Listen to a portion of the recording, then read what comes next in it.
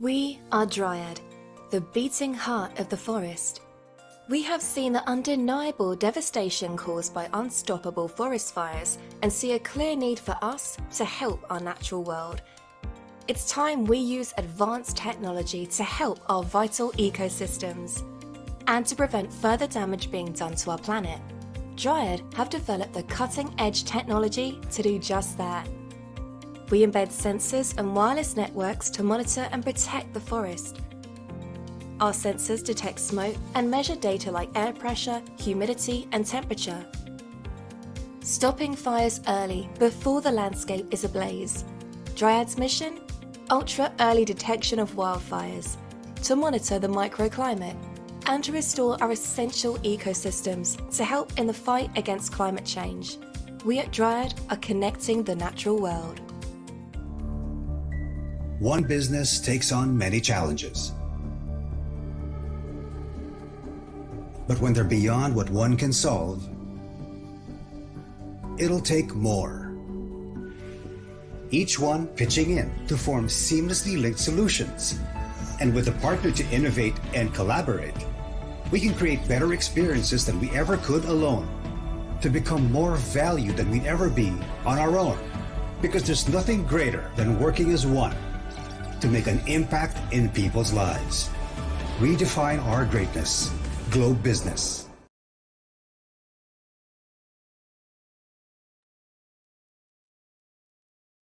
Good afternoon, everyone. Welcome to today's Livable Cities Lab, our 8th and final lab of the year. Ladies and gentlemen, the Philippine National Anthem.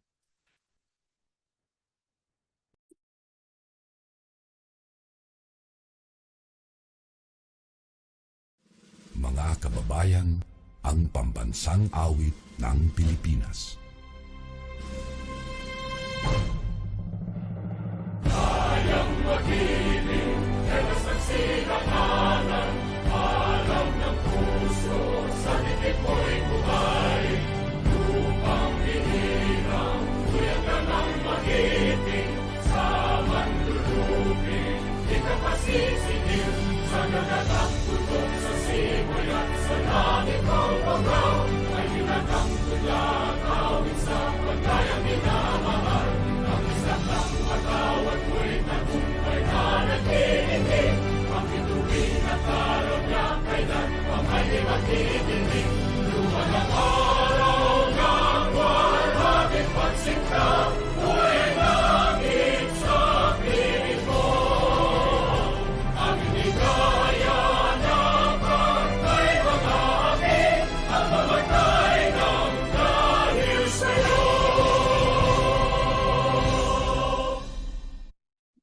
Thank you.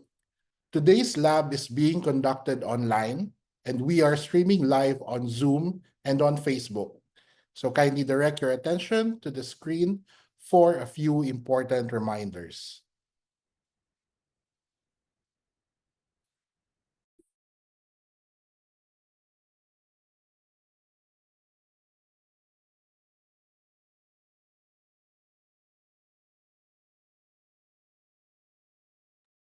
Again, thank you for joining us.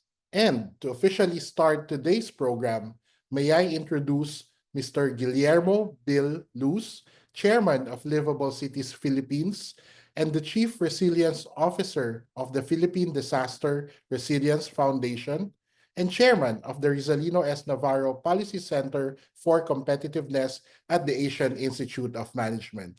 Sir Bill, over to you. Thank you. Thank you, Patrick. Good afternoon, everybody, and welcome to the Livable Cities Lab on Tech in the City.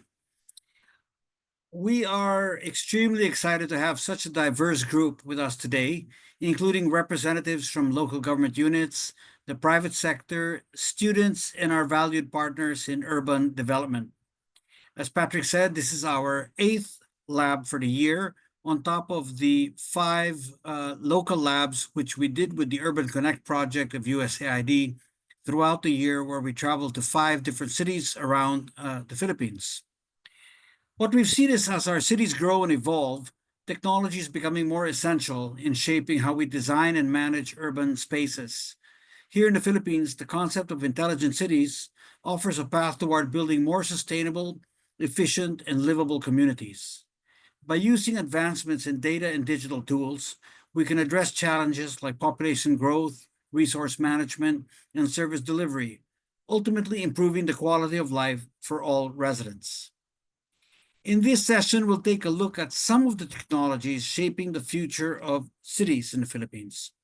From data analytics and environmental monitoring to digital infrastructure, we'll discuss how these innovations can help create more intelligent, livable, and future-ready cities. Together with industry leaders and experts, we'll explore practical ways to use technology to drive progress and collaboration. So thank you for joining us, and let's get started.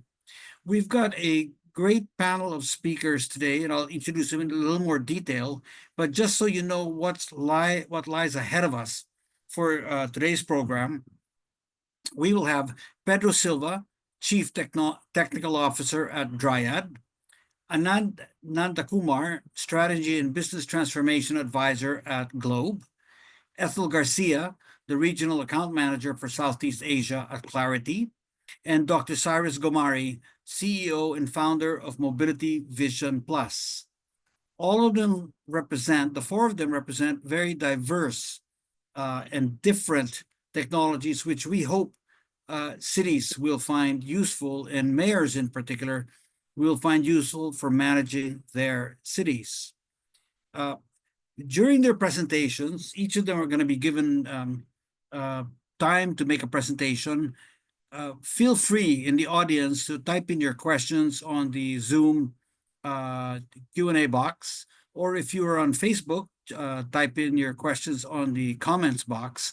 Our staff will pick it up and make sure that we get it, and we'll include that in the open forum and panel discussion that we will have after all four speakers will have finished. So keep those questions coming, and we look forward to an exciting set of presentations and panel discussion. So let's get started with our first topic. It's my pleasure to introduce our first speaker, Pedro Silva, Chief Technical Officer at Dryad, who is joining us from the US. Pedro previously held senior leadership roles at Infarm, Nova Technologies, and Kinematics, where he led the development of innovative IoT, AI, software, and hardware solutions. Over his career, Pedro has developed advanced innovations like autonomous indoor hydroponic systems, advanced wireless network infrastructures, and low-cost fire detection sensors. With a master's degree in engineering from the University of Porto, Pedro has dedicated his work to leveraging technology for environmental and societal impact. Now, you may be wondering why we're featuring this company and this technology in livable cities, which normally we focus on cities.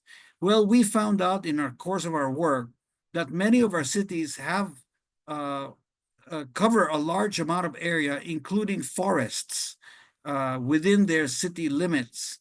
And cities in the Philippines have very large geographical footprint. So, I mean, Metro Manila, we don't see forests, but of course, outside we do. So this is important for the work that mayors and the areas that mayors have to cover in their own jurisdictions. So this is why we're featuring Dryad today. So please join me in welcoming Pedro Silva. Pedro, the floor is yours.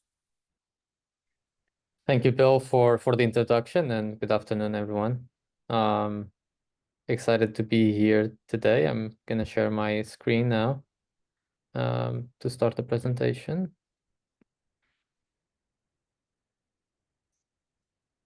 I hope it's visible for everyone.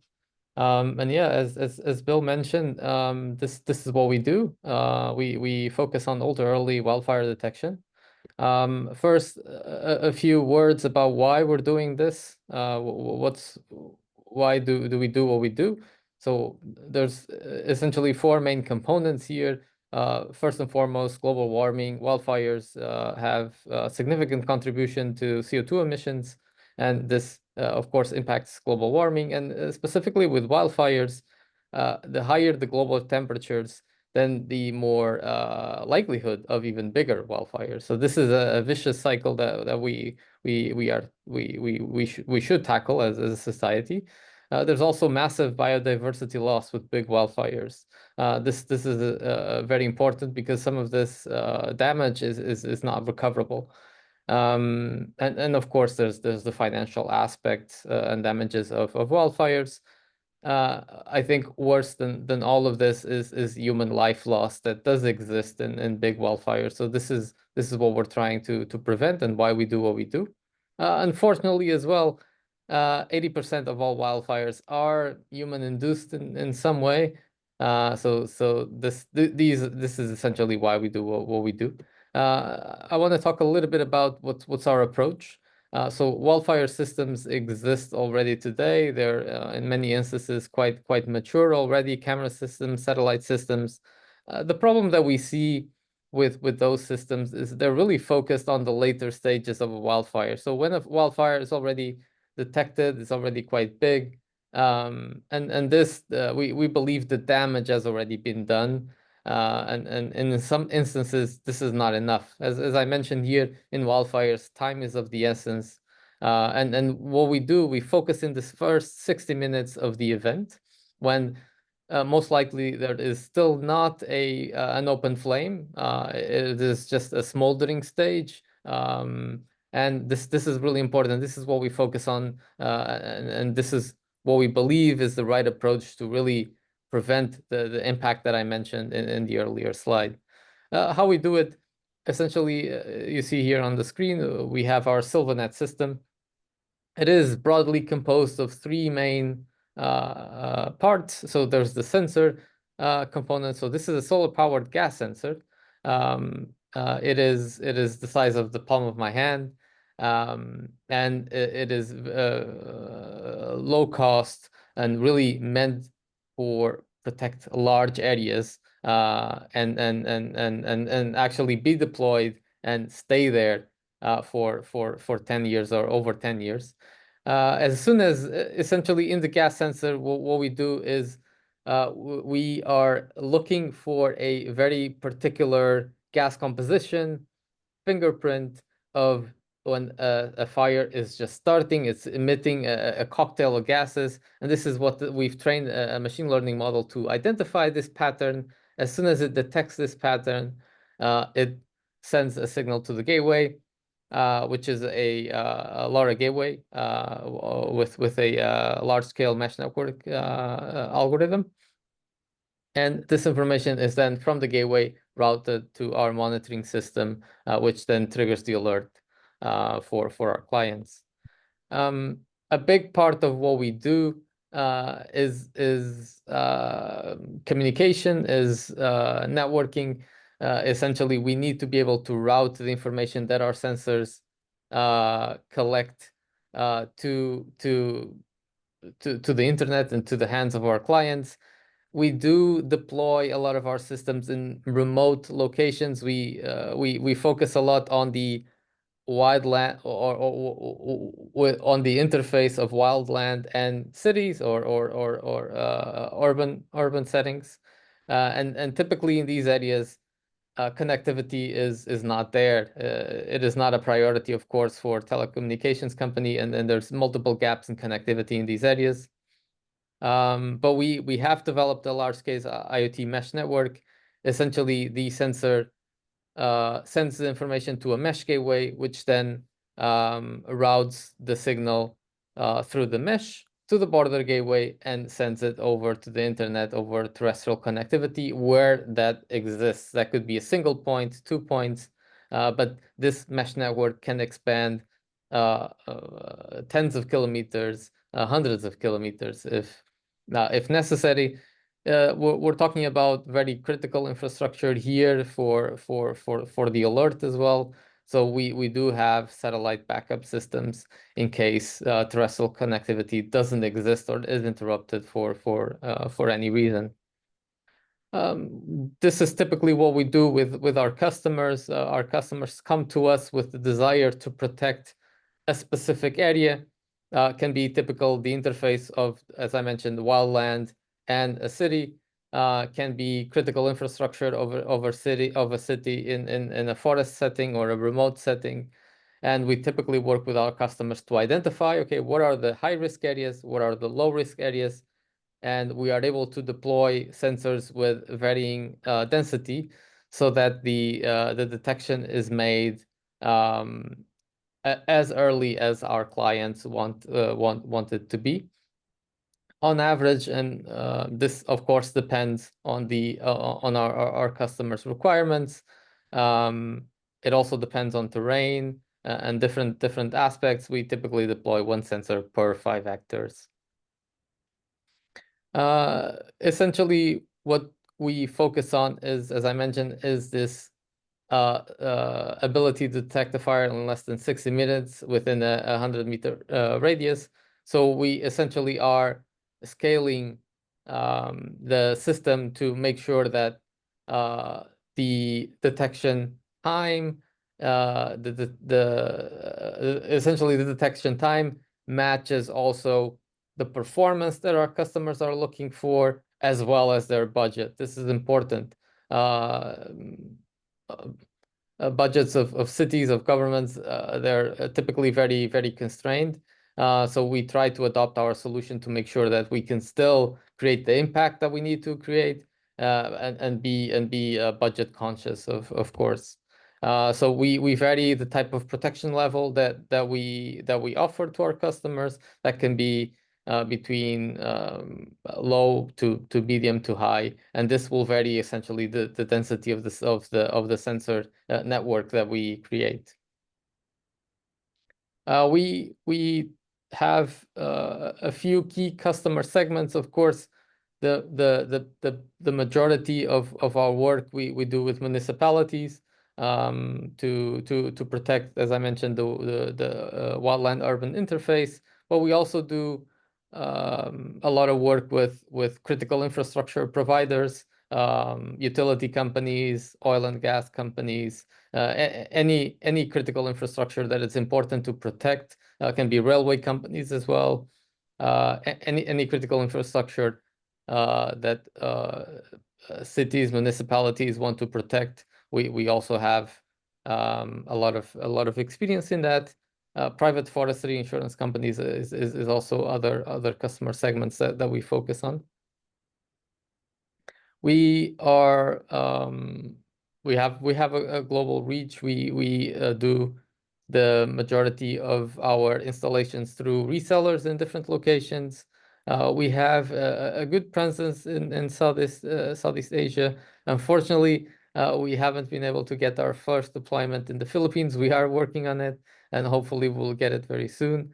We have over 20,000 sensors sold at the moment worldwide in Asia, Europe, and the US as well. I've talked a little bit about fire detection, but this is not the only thing that we do. There's a lot of interest from our clients to detect more than this. Specifically, fire risk is very important for our customers. Actually, before the fire event happens, there's a lot that we can do, that cities can do, that municipalities can do, that citizens can do to actually prevent even the wildfire from starting. That includes managing their forests a little bit better. So we do a lot of work with field moisture sensors, with soil moisture sensors to identify the fire risk level. But we also do work on other areas to protect assets. For example, illegal logging is an area that is very important for our customers. So being able to detect theft of trees, essentially, but also forest health in general, sensors like sap flow sensors, dendrometers. We also work in the areas of extinguishing, supporting firefighters with technology or with information once the event or the fire has started.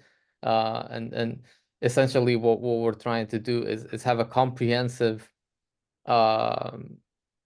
IoT system, let's say, that can support cities in fire management, essentially. These are basically, I've talked a little bit about that. This is just a visual on how we see where we fit in the verticals of fire management, essentially. I focus a lot the discussion on detection, as I mentioned, prediction as well, preventing from giving information to local officials, to citizens, firefighting agency, even before the fire started, to manage their forest, giving them information about the fire risk to understand where they can focus their resources the best. To the right of detection, there's also suppression that I mentioned, so supporting firefighting agencies with information of what's happening on the ground. Security, I've also mentioned, with illegal logging. Forest health is also important for us. And essentially, this is what we're trying to do. We're trying to save a lot of our natural resources, trying to make cities from an air pollution standpoint. Wildfires cause also a lot of problems in terms of air pollution. So we're looking to have less CO2 emissions, less pollution in our cities. Protect some of our animals and all of the wildlife that exists around cities, and also, of course, protect from economic loss. So this is what we focus on.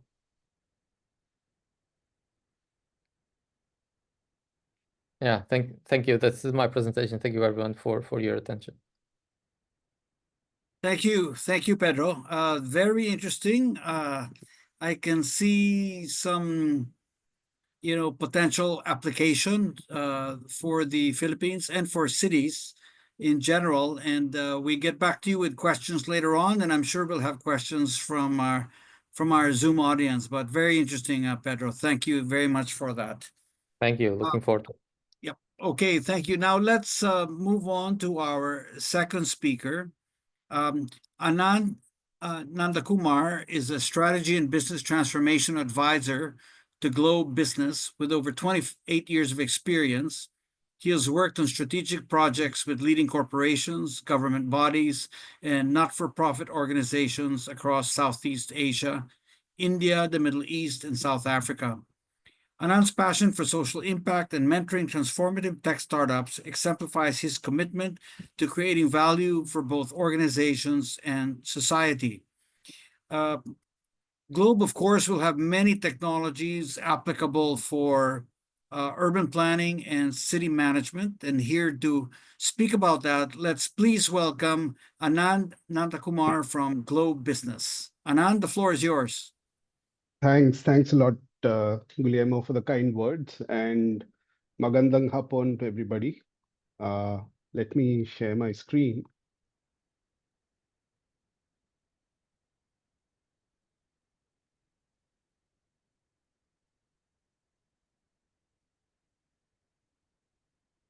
So I hope you can see the presentation slides.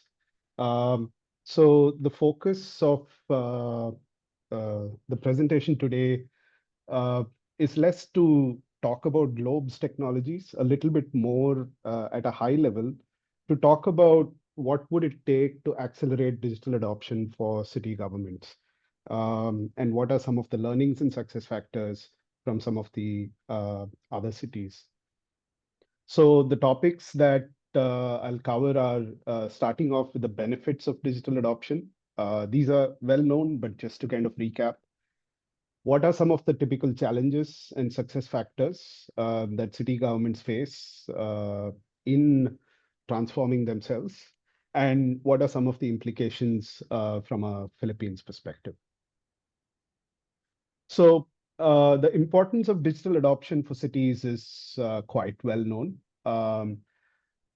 And some of the benefits cities are already beginning to see across the world. But if we were to kind of encompass and summarize what those benefits are, what those tangible benefits are, uh, it falls into one or more of the following buckets. First and foremost is putting the citizen at the center. So anything that improves service delivery for the citizen and an improved citizen experience in terms of quality of life has the highest benefit. Now, this could include delivery of basic services, electricity, water, transportation, utilities, other utilities, waste management, etc. And also the ease of dealing with government in terms of accessibility to government documents, how easy or difficult is it to get a business permit, and other support services from government, both at an individual level and at a business level. The second most important benefit is as cities across the world are strapped for budgets, improvements in internal efficiency. So again, digital adoption within the government helps both create effectiveness and efficiency improvements, which ultimately not only lead to improved service delivery, but result in actual genuine savings for the government in the execution of its services. Um, the third is about improved citizen engagement. So this is again where several cities have seen benefits in terms of different mechanisms for governments to communicate directly with citizens, obtain feedback, put out information, and also put out important information, especially when it relates to public safety, security, etc.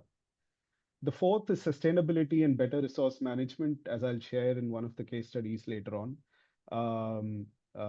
Smart cities or use of technology and digital adoption is a key driver from a sustainability standpoint, and better resource utilization, again, in terms of water, in terms of other benefits.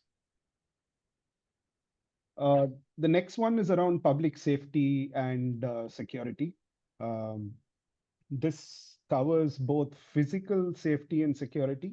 So be it in terms of crime, be it in terms of disaster prevention or mitigation and disaster relief efforts, and increasingly even more so in terms of cybersecurity and data privacy, both at an individual level and business level. These are all kind of the obvious kind of service related benefits. But what tends to happen is cities that are ahead of the curve, that are more mature in terms of digital adoption, start seeing economic growth benefits coming out of this. The city usually then becomes a hub for businesses to locate, a hub for innovation, because once your technology infrastructure is pretty robust, then that becomes something that businesses start leveraging as well. And it is a virtuous cycle where it starts seeing improvements in economic growth, in increase in employment, increase in value added, etc. And last but not the least, transparency is one of the biggest benefits in terms of access to government information, therefore enabling reduction in unwanted losses that may happen due to corruption or other reasons.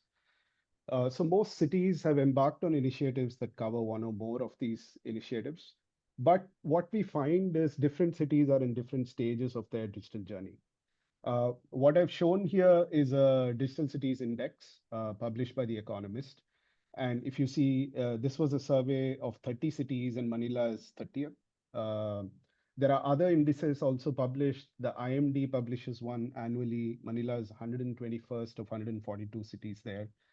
And therefore, there is a lot of scope for improvement here, but also a lot of scope for learning from what other cities ahead in the trajectory have done and adapting them and adopting them for the situation here.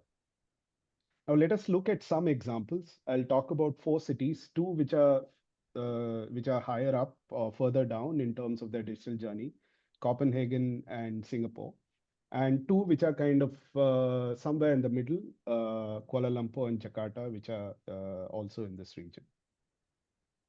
So starting with Copenhagen, this is almost kind of a poster child city for adoption of digital technologies and using that innovatively for benefit delivery.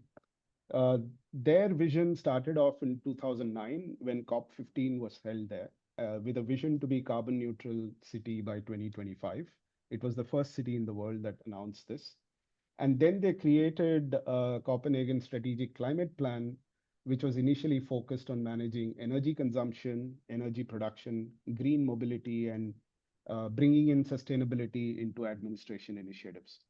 And that then drove the whole digital adoption wave in Copenhagen.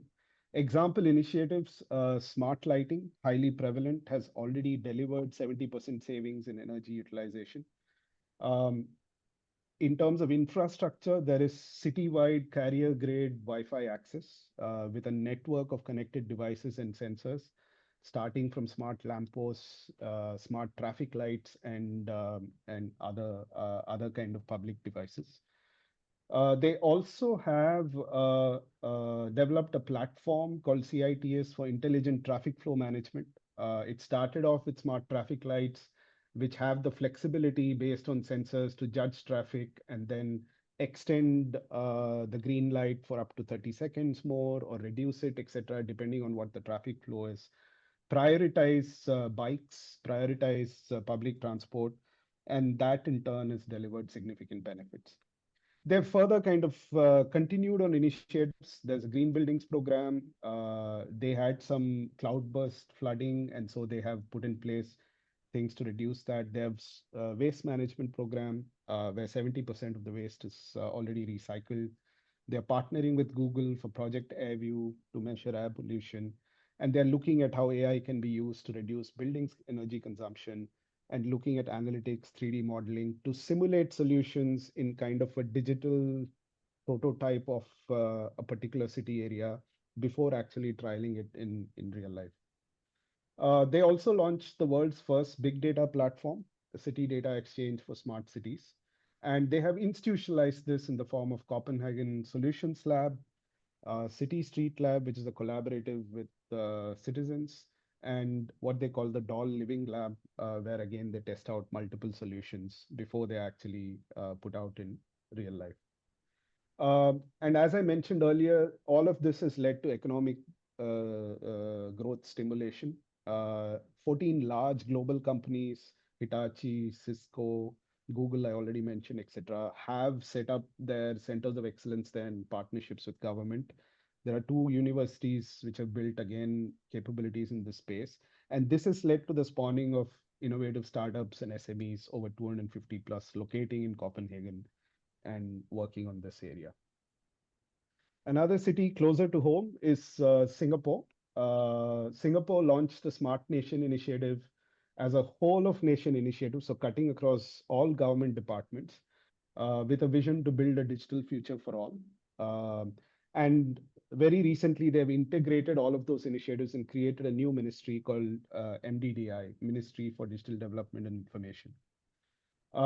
Their initial focus was on, and this will become relevant later on, was on building capabilities and encouraging technology use amongst citizens, amongst businesses. And now they are looking at leveraging that platform in the base that has already been created to focus on how the technology can be used through different use cases for national benefits. They've clearly identified several themes and there are initiatives under each theme, business and finance, community care and support, how to bring the community together to care for each other using digital, commuting and travel, tech for education, how can we build a tech qualified professional workforce, digital availability for government services, smart health, which started even before COVID. So during COVID, it was actually quite helpful and it continues to grow after that. Security and protection. And they've now productized and commercialized smart city solutions, which are taking to other cities, thereby bringing in economic growth. And digital ID and smart transactions, open data exchange, etc. They've also pushed for nationwide outdoor 5G coverage. 95% coverage was already there a couple of years ago, and that's grown again. And there have been some very real achievements. 95% of SMEs actually have adopted digital technology, at least a couple of products. There are 200,000 tech professionals that have been groomed in Singapore. 95% plus population have adopted Pay Now, which is kind of a universal digital ID linked payments that cuts across different payment platforms. As part of the digital society initiatives, 99% of households now have internet access, with the lower income households in Singapore actually getting subsidized broadband. They've trained 340,000 seniors in digital use so that they are not left behind. And if you look at it in terms of government transactions, 99% of transactions of a citizen or a business with government happens online with a high degree of satisfaction. And security is another area where the government has been very proactive, both in terms of regulation, but also in terms of their cybersecurity strategy, where they've introduced products like Scam Shield to prevent citizens or businesses from getting hacked, scammed, etc. Those two are kind of, I would say, advanced. Now, if we come to Kuala Lumpur, and I'll touch on Jakarta as well, which are kind of in the middle of the digital adoption journey. Kuala Lumpur had a smart city master plan in 2021 for 5 years, with the intent to transform KL into an exemplary urban center of the future. It was developed based on benchmarking and learning from multiple cities like Singapore, Dubai, Copenhagen, Oslo, etc. And they identified themes across 7 areas: economy, smart living, which is quality of life, smart environment, smart people, which is about training, smart government, smart mobility, and overall improvement in digital infrastructure. They created a special smart city unit under DBKL, which is the main kind of mayoral office, and a 5-year implementation roadmap. However, we are now 4 years into this, and results have been mixed. They did rise 16 places in the IMD Smart Cities Index. They are at 73rd place. There have been some successes like online transport ticketing and scheduling, online job listings, some telemedicine initiatives, and push on green building and integrated command and control center, etc. However, some of the fundamental issues still they are still jostling with, such as congestion, air pollution, lack of affordable housing, etc., which still put them a few notches behind in terms of what their intent was, what the implementation roadmap was, and where they've reached as of now. Jakarta actually launched a smart city initiative in 2014. And identified 6 key themes, very similar to Kuala Lumpur, pretty much almost the same themes, based on a similar framework of the Smart City Wheel. They set up Jakarta Smart City as a unit under the provincial government's Communication and Statistics Office.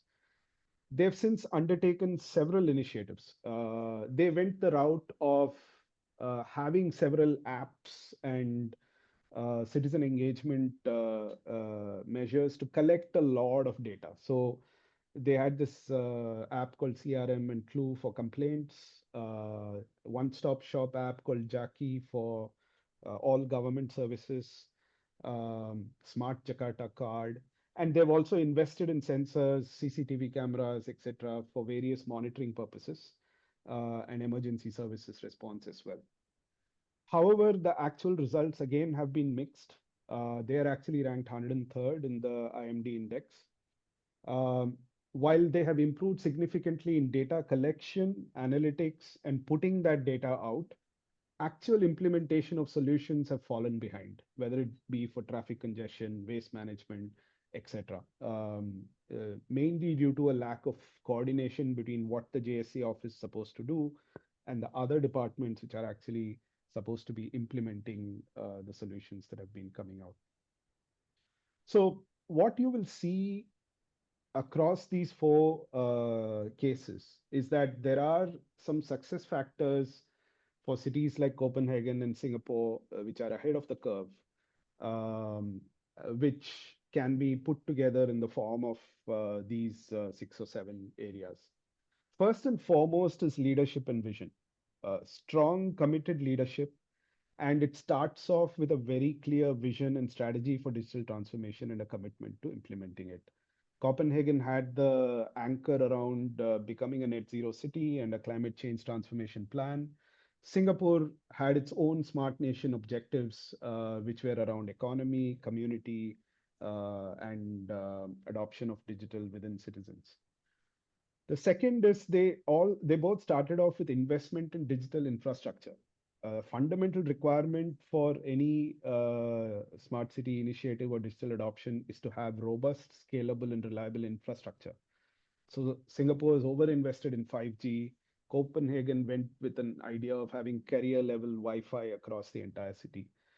So that ensures that data collection, putting in sensors, enabling citizens to use digital then becomes much more easier to push through. The third is in-house capabilities. So education, training, and building government technology capabilities.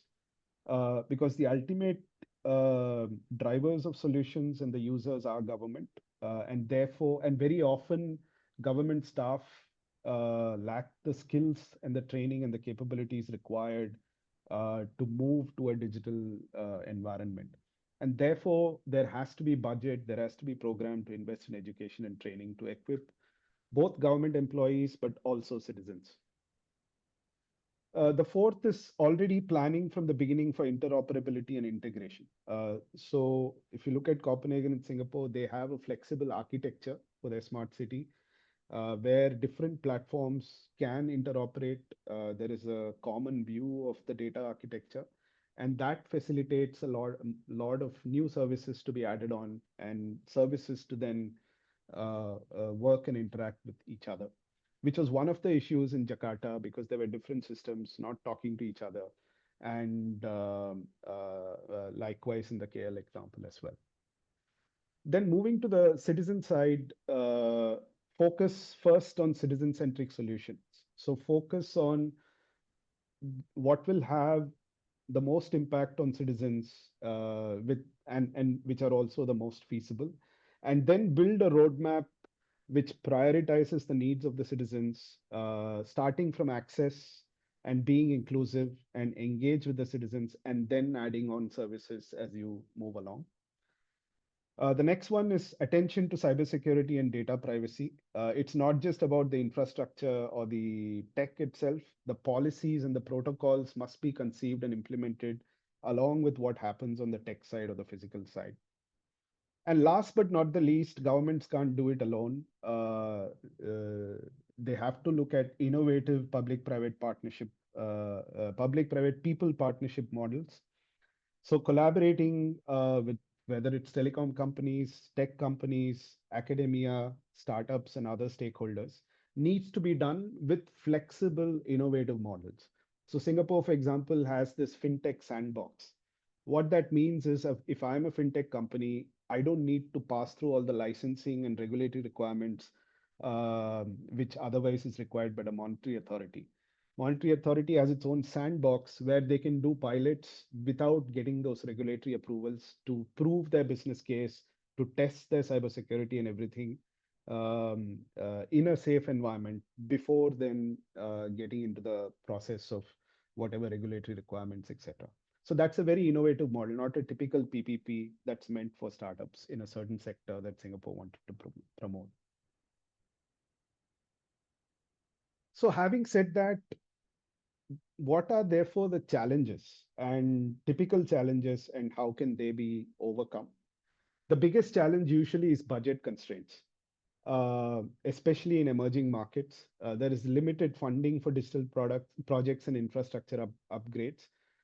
Funding sometimes is one time and linked to pilots and not linked to what happens with a medium to long term view, with a clear view of what is the outcomes and what's the return that the city is going to get on those investments. So then what happens is pilots happen, they may get stopped at the pilot stage, or it happens in an ad hoc manner where even if there is investment, then the outcomes do not happen or the outcomes get delayed and the return on those investments are not there. So what is needed in overcoming this is integrated medium to long term plans, which are outcomes based, where the ROI is kind of estimated upfront, even at the planning stage, and leveraging other sources of funding. Developmental funding, ADB is based here. There are other institutions which offer funding, as well as robust PPP models. And PPP models will come into place when there is a robust plan, where the outcome of the ROI is clear. Second is legacy systems, difficulty of transitioning from multiple legacy systems into modernized or integrated platforms. Uh, this has to be done carefully. Therefore, number one, envision the end state. So, what is the integrated architecture at the end, whether it's connectivity, data, devices, processes, and the applications that sit on top of it, and then develop staged transformation and change management plans, so that again, this medium to long term perspectives, where are you most likely to enable the change first and have some good wins which can build the momentum for the next stage of change, and so on and so forth. The third is, I already touched on it, lack of internal capabilities, accountability, and resistance to change. This needs to be addressed by, again, incentivizing government employees that they are upskilling in digital skills and they are actually becoming more productive in their own work. In this, leveraging partnerships with private sector and academia who have the expertise becomes very relevant. And there is also a need to set cross-departmental accountability. Most initiatives of digital adoption are not related to just one department in the government. They usually cover multiple departments, like we saw in the Jakarta example. Data collection and analytics may be really good, but if the waste management department is the one that's not following through with it, then the effort goes to waste. The other important thing in emerging cities is digital divide. Not everyone, especially if it's a lower income, less literate population or older populations, has equal access to or awareness of digital technology. So digital equity, education, awareness creation needs to be built in as one of the key community engagement programs in any major such initiative. And last but not the least, there is always the concern about data privacy, cybersecurity, and other security concerns. Um, so for this, again, as I mentioned, one must put that ahead of the cart and think about both the policy framework, the protocols, and as a part of the overall digital transformation plan. And here again, there is expertise available. So partnering with industry experts who can bring in and learning from other cities who have done this already will help. So what, therefore, are the implications for Philippine city leaders? First and foremost is to establish digital initiatives as a whole of government initiative within the city. So digital government task force with dedicated teams, accountable teams to lead digital adoption of initiatives at the local level. That should be backed by a clear plan and a roadmap.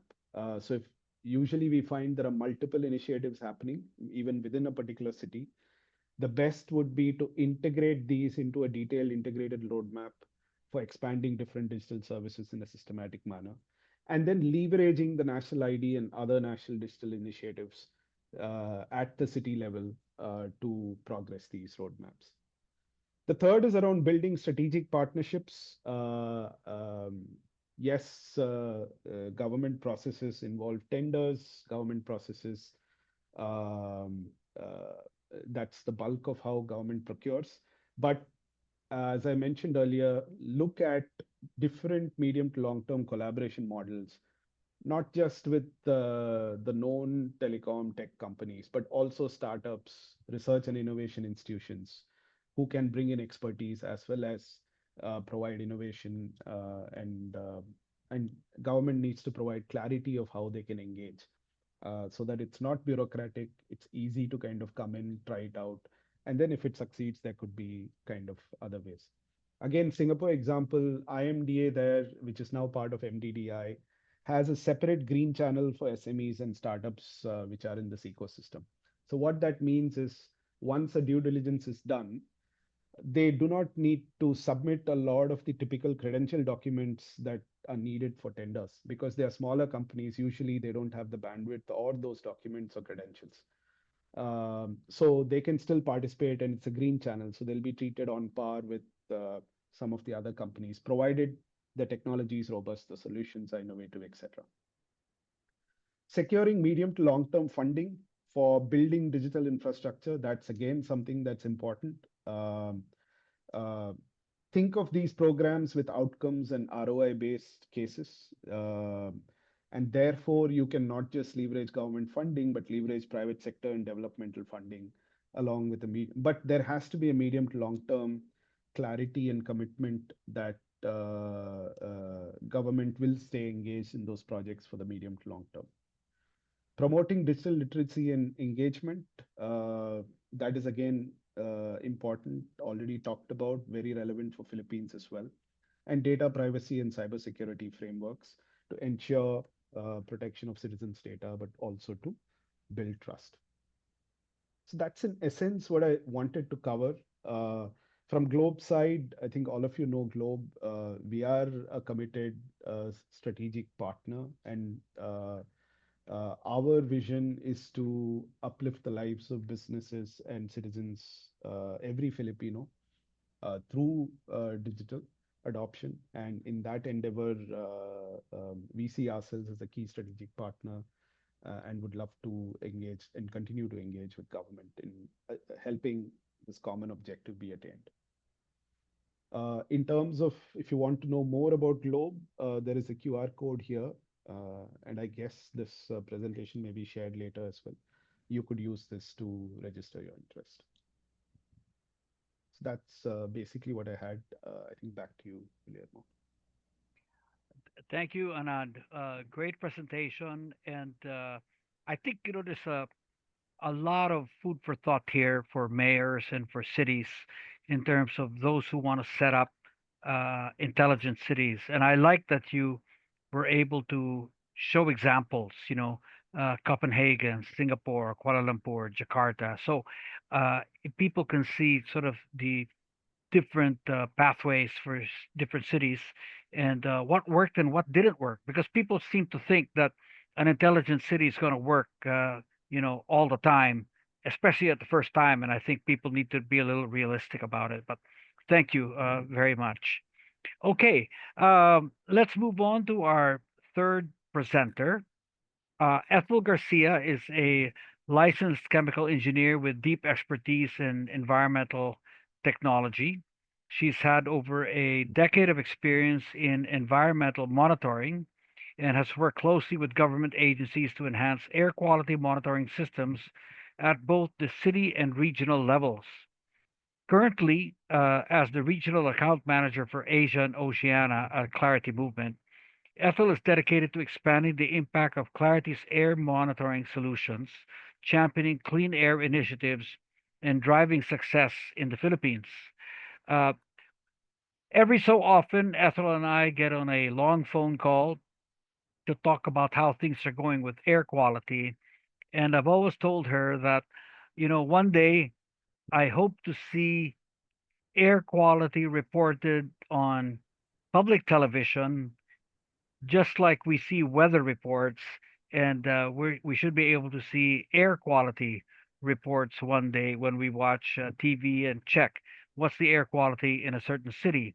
So Ethel is the driving force behind that. So let's all please welcome Ethel Garcia from Clarity. Ethel, over to you. Thank you, Bill. Well, that's also my wish to see that on national TV someday. Let me now share my screen.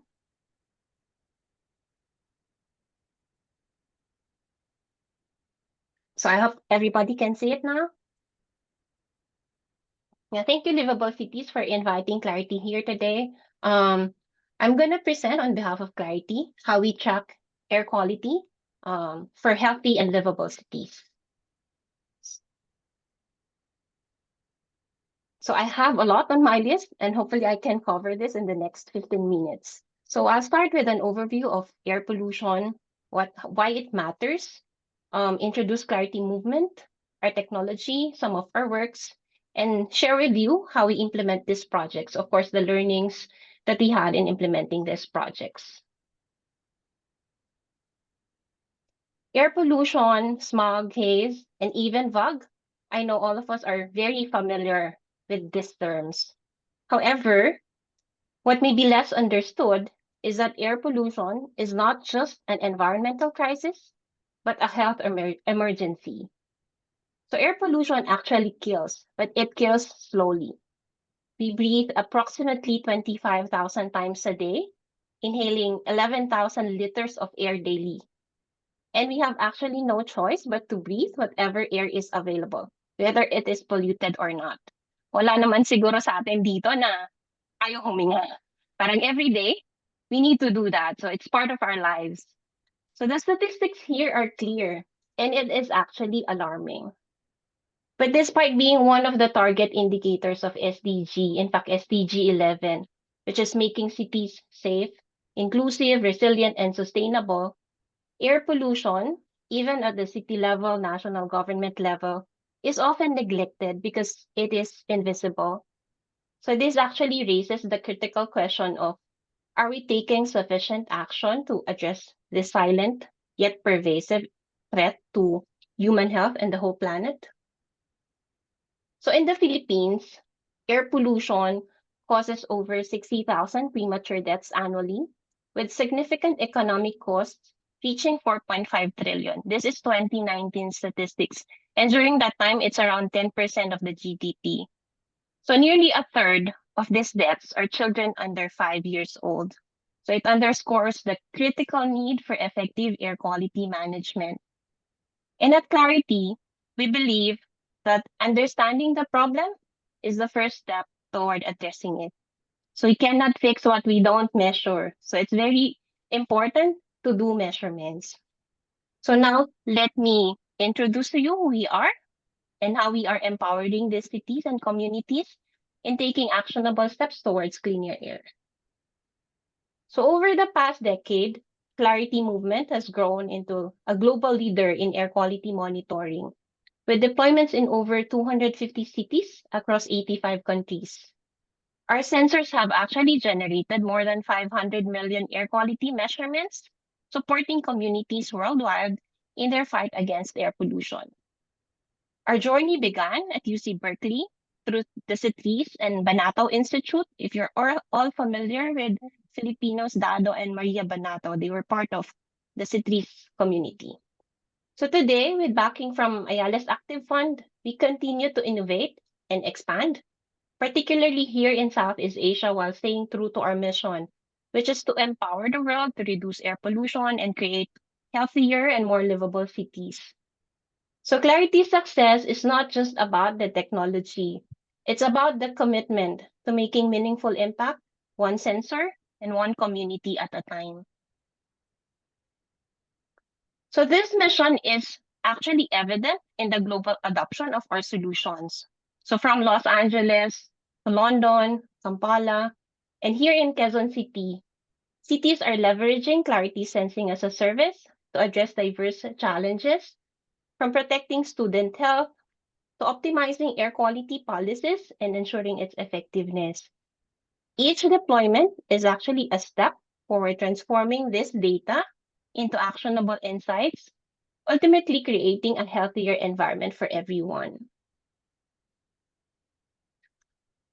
So Clarity, we provide a fully integrated air monitoring solution. So combining the solar-powered, cellular-connected Clarity nodes and a robust cloud-based analytics platform, and expert support for data accuracy and reliability.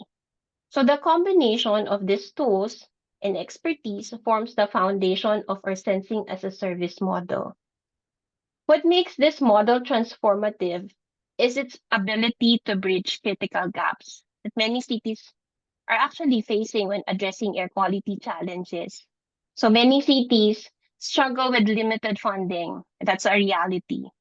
Lack of infrastructure, and then minimal technical capacity to deploy and actually maintain traditional air quality monitoring systems.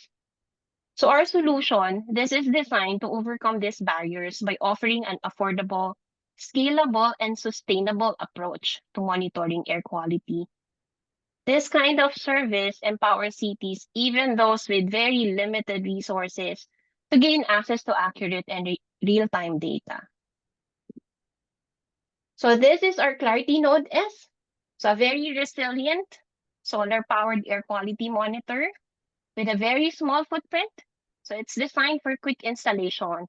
It measures key pollutants like PM2.5, nitrogen dioxide, and you have the option also to add more pollutants into it. But the basic, we just have the PM2.5 and NO2.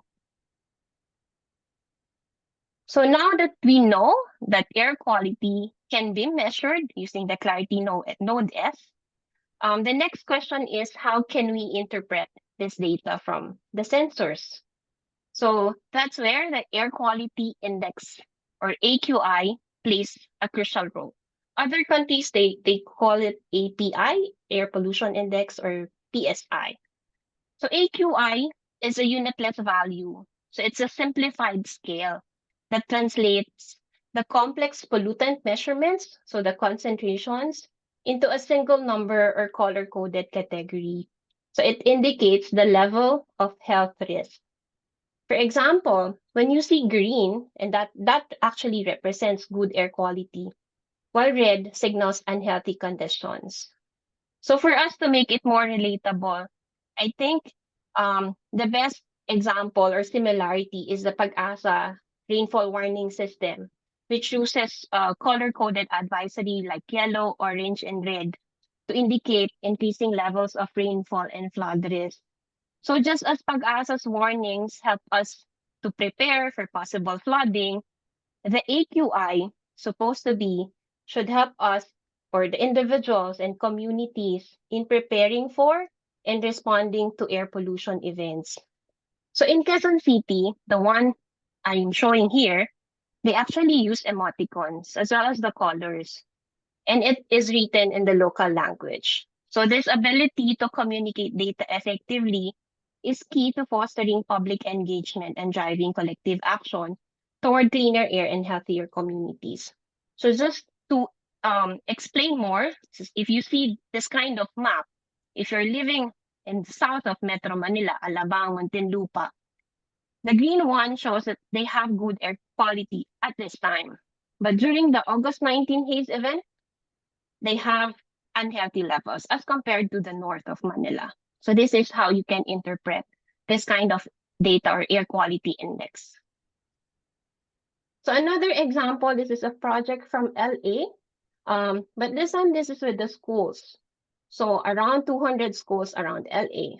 And we have here the trending, the specific location where the nodes are installed, and then the health recommendations. Because this kind of user interface is for the parents. So they need to know the specific health recommendations linking to the air quality index at that time. Reality check. So just for everyone to imagine visually. So this is with AQI of more than 1,000.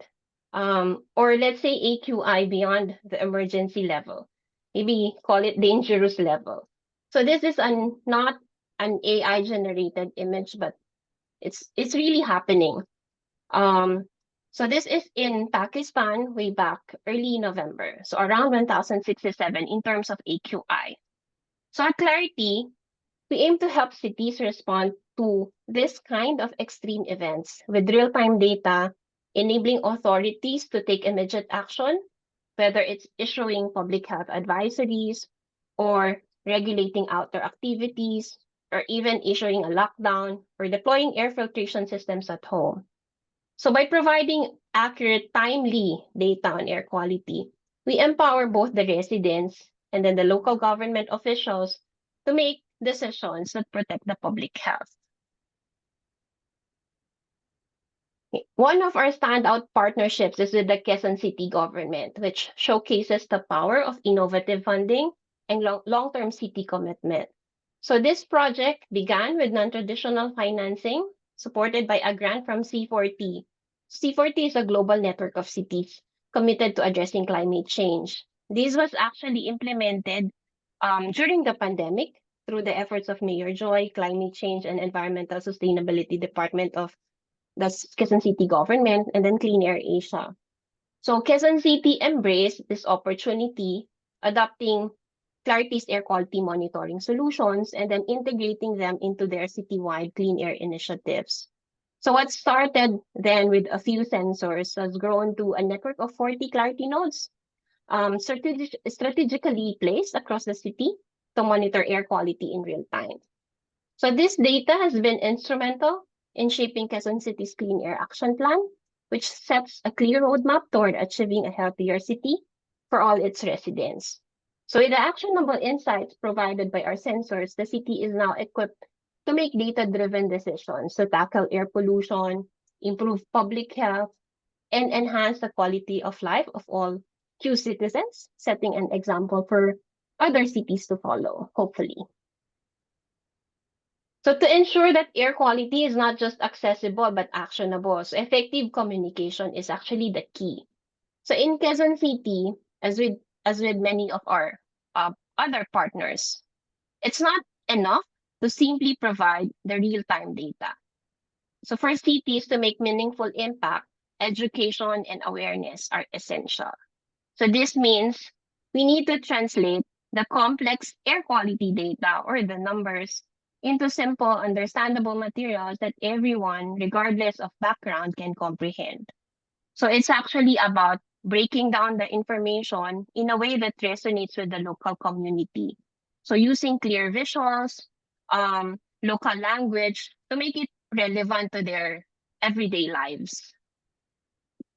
Because it is only when the general public understands the risks and the actions that they can take will we be able to foster that collective action needed to create healthier and cleaner cities. So it's very important to make it as layman as possible para mas maintindihan ng publiko about air quality and the reason why we are monitoring it and why they need to know the quality of the air they are actually breathing.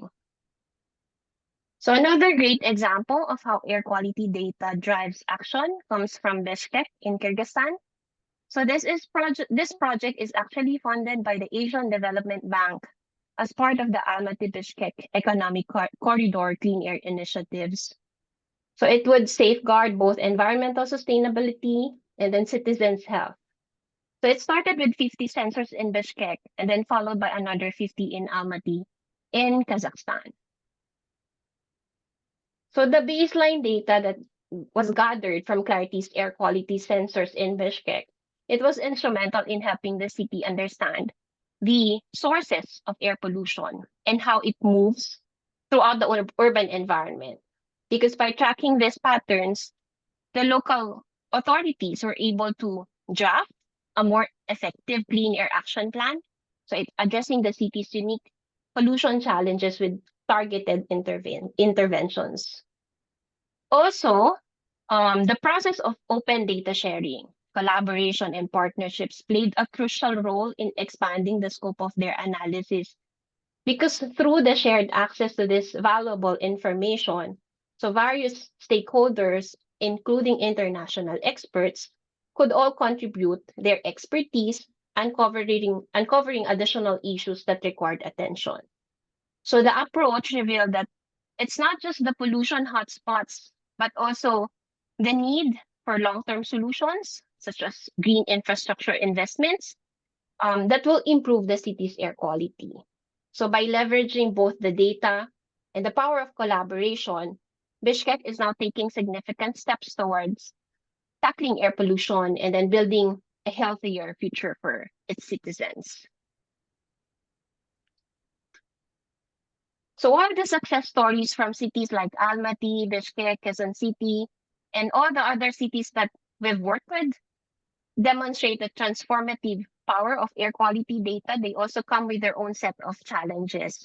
So these challenges are actually inherent when we are scaling air quality monitoring programs. However, these obstacles also present valuable opportunities.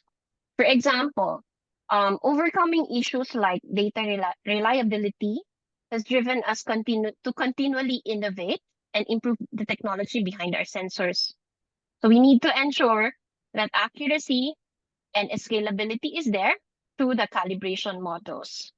And at the same time, the need for stronger community engagement has highlighted the importance of education and then the local involvement in this air quality management programs.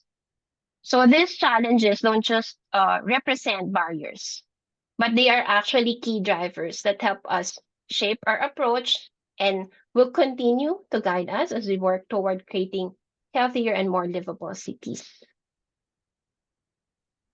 So to summarize, managing air quality effectively, it requires a multi-stakeholder approach. So it's not just us, it's not just the government. At Clarity, we've identified 5 critical success factors based on our experience in implementing these air quality management programs worldwide. Very important, number 1, it is vital to clearly define your goals. So start with your goals, start with your objectives.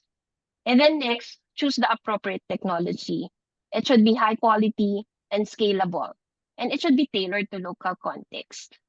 So even if IoTs, air quality monitors, you can buy it even in Lazada, in Shopee, but you need to think and connect it with your goals if it's really applicable.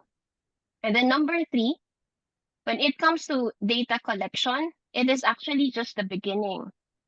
Robust analysis is the key to transforming these raw numbers into actionable insights. Number 4, community engagement. It's because when people understand the air quality challenges they face, they become empowered to act, advocate, and participate in solutions.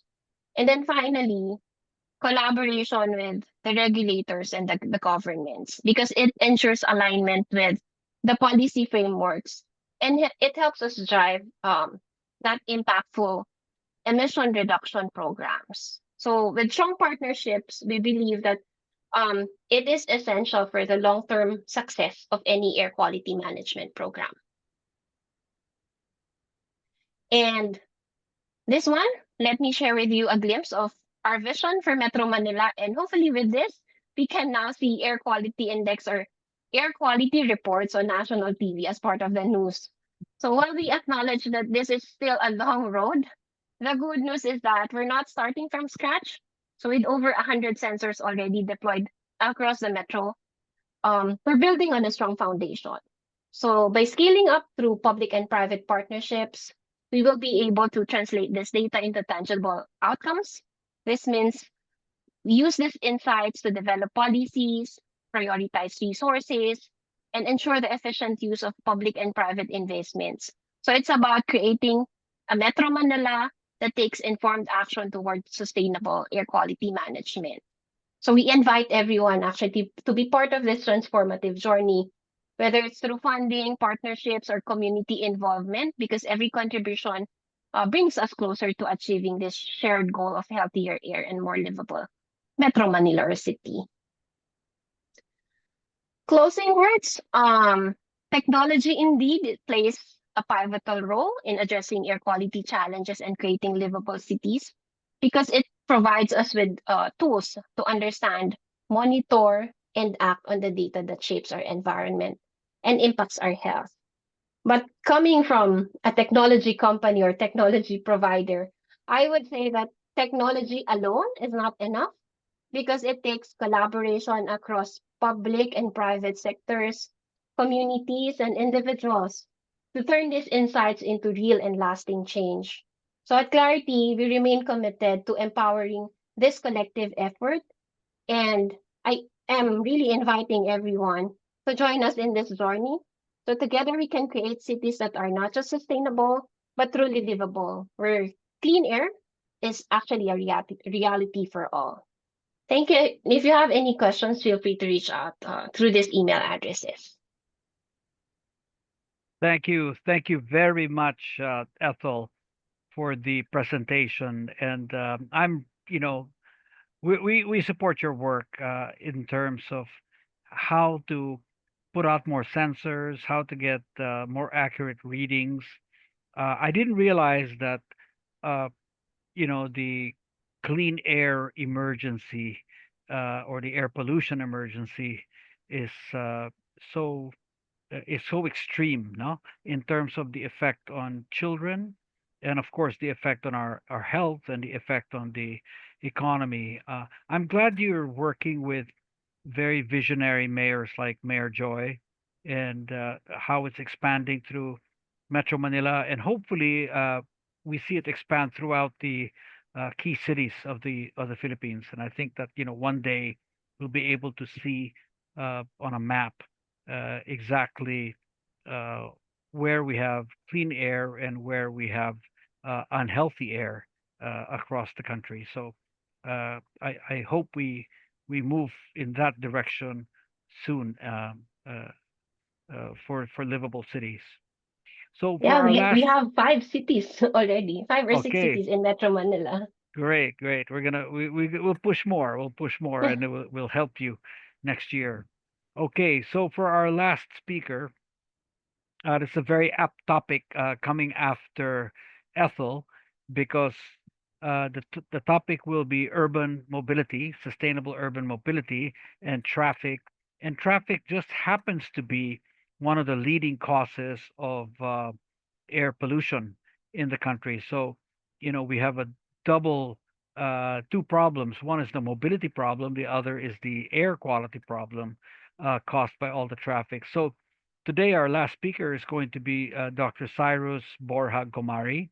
He's the founder and CEO of Mobility Vision Plus. It's a tech startup delivering innovative solutions for sustainable urban mobility and city planning in the Philippines. Cyrus has over a decade of expertise in urban mobility planning, policy, and innovation. He has worked closely with various local government units, including Quezon City, so no surprise there because Mayor Joy really is quite a maverick in this. Pasig, also a maverick city under Mayor Vico Soto, and Taguig, also pushing to advance smart city and smart mobility solutions. Uh, Cyrus has also contributed to European Commission mobility research projects and holds a PhD in transportation systems engineering from the Technical University of Munich. Uh, Cyrus is a licensed civil engineer. So you can see that today's panel are really full of engineers. I know that Cyrus is also a regular audience member at some of our Livable Cities labs. And today we're happy to have him as a speaker to talk about sustainable urban mobility and city planning in the Philippines. Let's please welcome Dr. Syrus Gomari from Mobility Vision Plus. Cyrus, over to you. Thank you very much, Bill, for the introduction.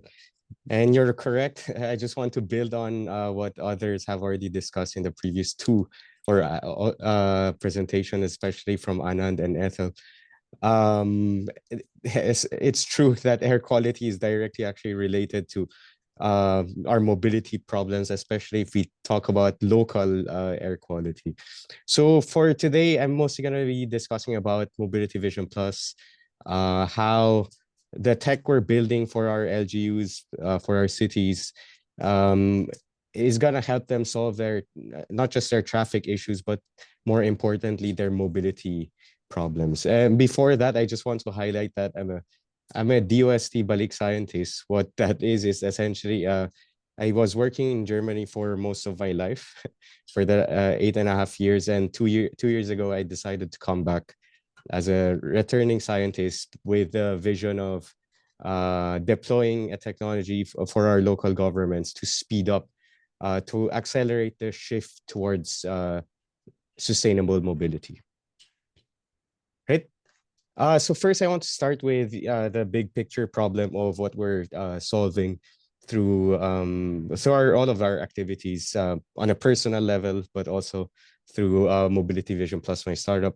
So first, if you've noticed over the last 20 years, or I don't know, even half a century, I would dare, that we've only focused on managing the symptoms of the problems that we have with regards to, and it has always been with regards to traffic. We always mention traffic.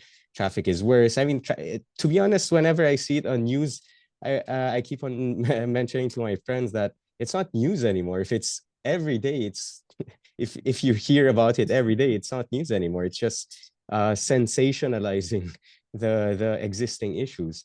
But one of the main reasons why this happens is because over the last decades, the focus has always been on traffic. It hasn't been on mobility, which is the real indicator, success indicator of whether people can get around efficiently, safely, and and much easier in general, right? And the main reason for that is the decades of practice, and of course, lobbying from a lot of car manufacturers over the last century. Planning in cities has become very car centric, and this is kind of contradictory to how our cities in the Philippines were built, right? Our cities are very dense. We have a lot of population put in a very tight space. But the good news is, in the future of transport planning, where we focus on people-oriented mobility planning, having a high density is actually good. Kasi dun nagiging mas efficient yung public transport. That's where public transport actually becomes profitable. I mean, obviously, we shouldn't look at public transport as something for profit, but in the use case of the Philippines, because of the density that we have, whatever business model we throw out there, public transport as a service is still going to be profitable.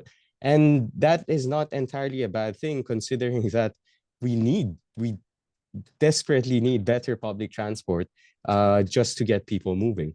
And this simple visualization is just, if we, for example, convert the way or the way we reallocate our spaces, would be able to move way more people through a certain corridor if we just shift away from vehicle-centric distribution of our spaces to people-centric distribution of our spaces, which is focused on the occupancy level of the vehicles and not the number of vehicles. But the local problem, I mean, we know that's a big picture problem. And I think over the last decade, more and more people have come out and said, yeah, we have to focus on people-centric planning. But why is it that on a local level, we still haven't been able to implement? As Anand mentioned earlier about digitalization, I mean, selling a technology is one thing, but whether they can actually convert that investment into something tangible that cities actually get to benefit from, the fantastic complex analytics that we see. Do we get any plans actually implemented on the streets? That's a different story. And that's what, on a local level, we're trying to solve. So the transport planning process, I mean, on a general level, I'm sure not everyone here is familiar with how this works. First of all, transport planning is quite complex, right? It involves a lot of different stakeholders. It involves a lot of different sectors. There's just a bunch of stakeholders that we have to engage with. But the main issue is, even though we have experts and scientists and researchers in transport, often is the case that since majority of the process is very manual, and this is also how it's taught at the university, it's very slow, right? It's very slow. By the time a study is done or a plan is done, the mayor's already gone. So you just keep on repeating the same thing and nothing really gets implemented. Everything just becomes a plan. And often is the case, as mentioned repeatedly already in the previous presentations, there's almost no technical capacity at the local government level. It's not because they don't want to have technical capacity. It's just that the transport planning is such a highly complex issue where until you get your PhD, you just have more and more questions. So it's very hard to just pass on the task of end-to-end planning to them. So, I mean, at the end, governments are mainly focused on implementation and policy creation rather than figuring out how to do research from scratch, right? The third aspect is more often than not, the tools that exist are very expensive, they're very complex, and they usually are not fit with what the local government needs, considering their technical capacity, their personnel, their existing problems, their political ambitions. So all of these things we consider in the process. But how do we actually solve this through Mobility Vision Plus? Simply put, we make mobility projects and budget justification easy. So if a mayor wants to focus on, let's say, they want to improve walkability in their entire city, but how can they justify the project for improving that, right? So with our system, we help them collect all of that data. We process all of that data. We provide beautiful analytics, and even recommendations. We give it to them. All of that basically images. But how do we exactly do it? Just 3 steps. Faster. I mean, if you see here, faster is a key word. Faster and easier data collection, faster scientific analysis. It's not just based sa gut feeling ng isang staff sa LGU. It's really based on research, a lot of research, but more accessible, instead of going through the traditional path where you would need to hire a full-time consultant, go through it over and over again, paulit-ulit, isang consultant, dadating 1 year, the next year, isa pang consultant. And then usually inuulit-ulit lang yung process, so the budget is not properly utilized for the city. And then the third step is faster data-driven actions. So how this is done is, first, easier data collection. More recently, we've been using video footage from any source, to be honest. But more recently, we've tested portable cameras where we deploy CCTV cameras across the city, where we collect footage. This hindi naman kailangan na 24/7 to, kasi for mobility planning, for transport planning, historic data is already okay. For real-time management, that's a different story. But our focus is really on the planning level, targeting the root cause of the problem, and not just merely managing the symptoms, which is usually done through traffic management. So here, dito makita natin on this on the right side. This is I went to one of the barangays sa Pasig, and tinetesting ko lang. I was trying to see ano ba yung technical capacity nila on a barangay level, personally. I didn't want to send somebody else kasi ako, as a founder, I want to understand ano ba yung technical capacity na meron on that level, right? I want to understand if we're deploying these technologies from up to this very street level staff that we have. They're part of the solution. Hindi siya yung one-off we come in and then say, yeah, this is what we're doing, just adopt it, and I'm sure it's gonna work. No, we come in, we understand ano ba yung mga technical capacity nila, and we tailor to that. And this is one example. I mean, we use the in-house AI we develop. We train it for the local context to make sure that it can detect all types of transport modes. And the faster analytics part is we just put all of that, everything we collect, like for traffic counts, to understand the mobility demand on a very nice dashboard. This is for the use case of Pasig. Can share it publicly since our partnership is already formal, and we can you can see it. You cannot access this publicly. It's just exclusively for the planners in Pasig City.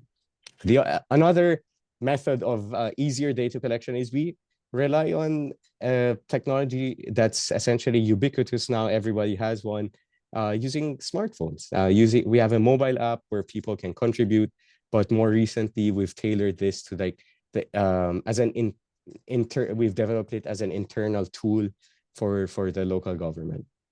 And you can do a bunch of different reporting through that, whether it's for infrastructure asset management, traffic violation reporting, crash reporting.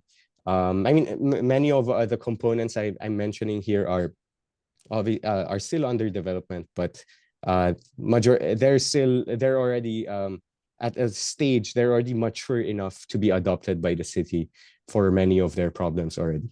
And again, we put this on a dashboard for simpler analytics. And we also have like operational info for like speed profile, for instance.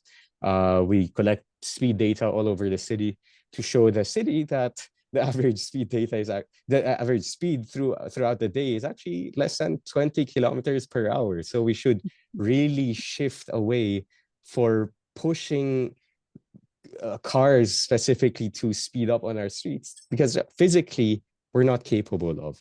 So the only solution really is to reallocate the space that we have on our street to move the most amount of people, so people can get to places easier and in a much efficient manner.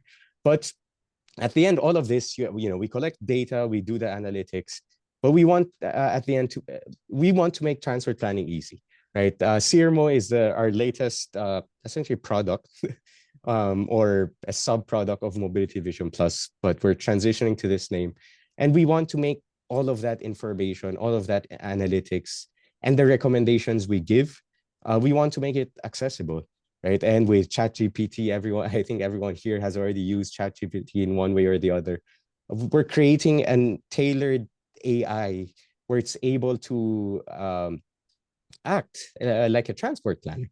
So essentially every knowledge I have in transport sciences, I'm putting it into the system, and we're building the entire pipeline where it's easier to communicate with the data. So they don't have to go through the channel of always hiring me on a personal level, which is more expensive than rather just directly asking the platform. But why Mobility Vision Plus? Why Pasig City has trusted us, Quezon City has trusted us, Taguig has trusted us.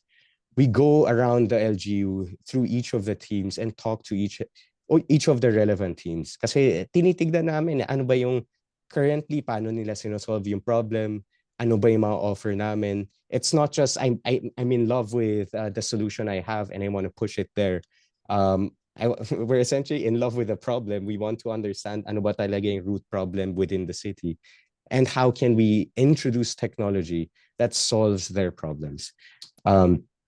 And yeah, this is the timeline. I started as a Balik scientist with Pasig in August 2022. Last year, July, we got Mayor Vico's go signal that he really wants to adopt the system. And then earlier in October, actually, we finalized our agreement through the NEDA Innovation Fund. And then we've agreed on in the coming years, hopefully, the LGU will maintain the funding needs for the system as we go on. And we're also involved in their transport master plan development over the next year. And we have a bunch of different use cases. The ones I've highlighted here, we don't have direct contracts with all of them necessarily, but through consultants or through third parties, we've done different studies for the city. For example, for Baguio, we did a study with MPT Mobility. Within 2 weeks, we created a mobility context for the entire CBD of Baguio, and in a much faster pace. And the benefit to cost ratio of what we do is essentially 25-1. So the cost you would pay, let's say 3 million pesos for a consultant for one study, we can generate 25 different studies where you can check different scenarios. If you have different questions, we can answer those instead of just having one traditional study done, which also takes much longer. I mean, one traditional study might take 12 months. As I said, in Baguio, if that was done manually, it would have taken at least half a year. We did it within like 3 weeks. And at the end, what we do is we build the holistic mobility context where we make sure we cover the demand, transport demand, mobility demand. We get that information through the technologies we deploy on the ground, or the data we collect from other sources like telco data. If Globe has data, we could easily integrate that to understand where people are traveling to. Supply data, we get the information about infrastructure, transport services through our mobile app, mainly operations information. We can get this through third-party apps or through third-party sources where we pay for the information, or we utilize our own mobile app as well to collect validation data. And depending on the client, we can of course also build the business case for them, as long as it's aligned with our strategic objectives. So at the end, we just want to cut planning time from years to merely hours. We're not yet there. Right now, I can confidently say maybe a few weeks. But what we want to get to is just few hours. And this will be more aligned with yung budget cycle natin with the cities, where they only have 3 years. We want immediately the next year makapag-allocate na sila ng funds for whatever interventions they want to have, whether it's infrastructure level, technology level, policy level. And at the end, as I always say, we have to focus on the space reallocation, right? Space reallocation inside sa cities natin is the only way we're gonna solve the mobility problems we have. So we have to design for the traffic we want, not the traffic we have. If we keep on focusing on designing for more road widening, I mean, we've seen that over the last 50 years. It has not solved anything. The congestion has just become worse. And hopefully with our technology, we can simplify yung mga justification needs, yung mga budget justification needs of the LGUs in the coming years, if not the next months. So if you want to scan, you can get our brochure and you can just scan this QR code, and you can stay in touch with me through, here's my contact number, and hoping to hear from you all soon. Thank you very much. Thank you very much, Cyrus. I love the presentation. I like that you're in love with the problem and not with your technology. I think that's a good way of putting things, because you're really in problem solving mode all of the time. And I see good potential, for collaboration, not only with the group that's here today, but with other groups we have met over the year at Livable Cities Lab. So we really should put together a session just for everyone to meet each other. I think that would be great. So thank you for that, Cyrus. At this stage, we're going to open up the floor to questions.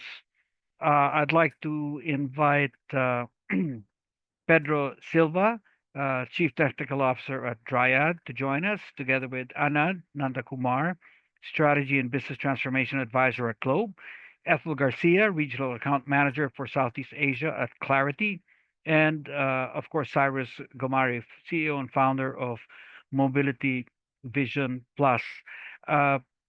There have been questions already coming in through the Q&A box, and I think some of you are beginning to answer them, or your team members are answering them.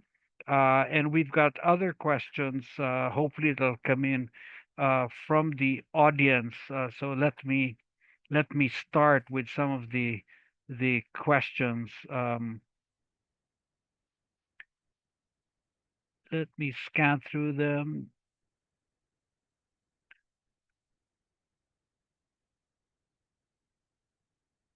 Okay, so let me start to all of you have mentioned one challenge, which is everybody gives you the I don't want to say excuse, but everyone does cite that there are budget constraints. However, citizens tend to think that the cities have some budget, sometimes in many cases enough budget, but maybe are not aligning it to what citizens want. No? So there's kind of a misalignment between maybe the LGU's priority and the citizens' priority.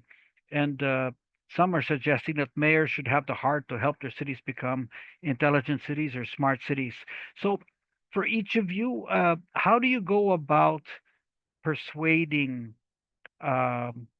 people to adopt the technology? Let me start with you, Ethel, because you seem to be quite successful, starting first at Mayor Joy, 40 sensors. Now you got 100 sensors in Metro Manila. You've got other cities.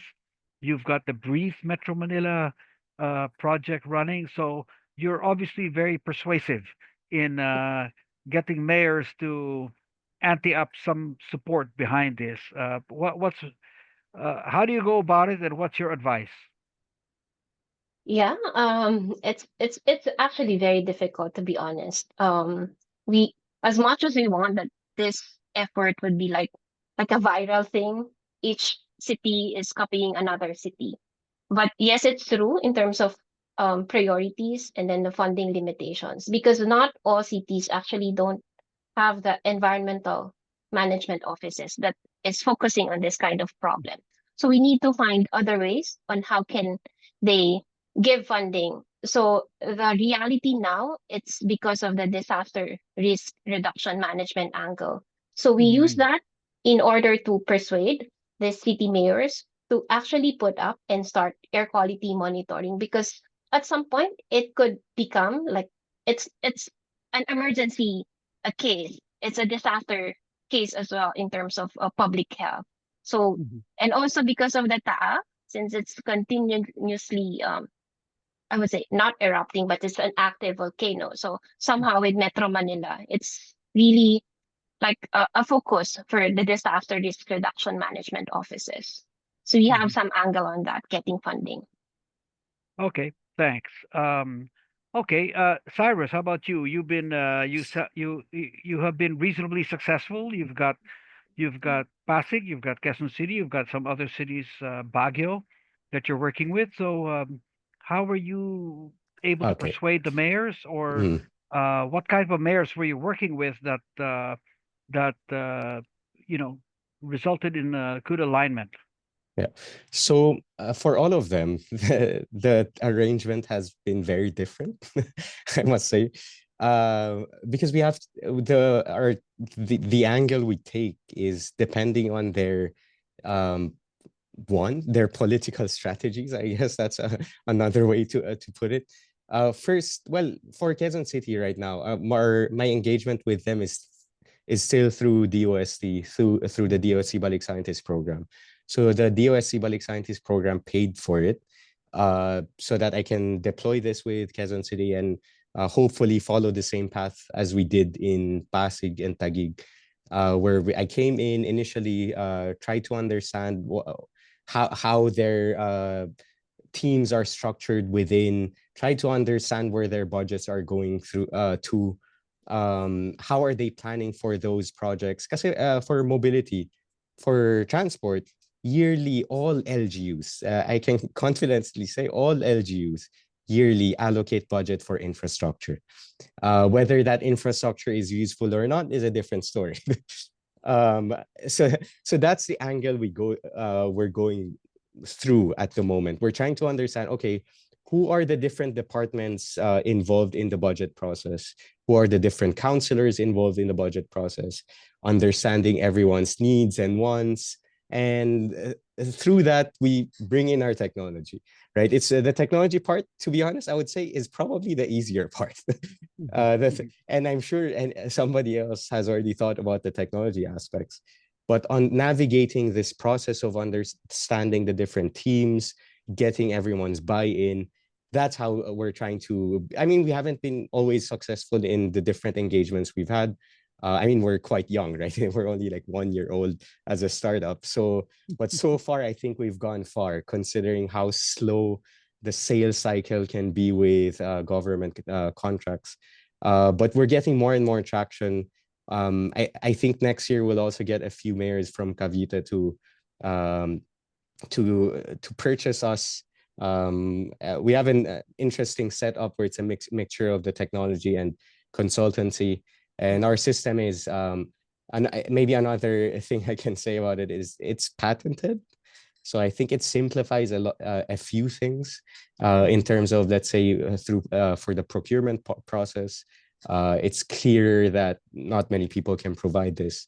Mhm. So that's the other angle. Okay, no, that's a great point you bring up, Cyrus. Patents, no, and I believe for all of you, you own your own patents. Uh, if listening to your presentations, Pedro, am I correct? You own your own patent, right? This is proprietary.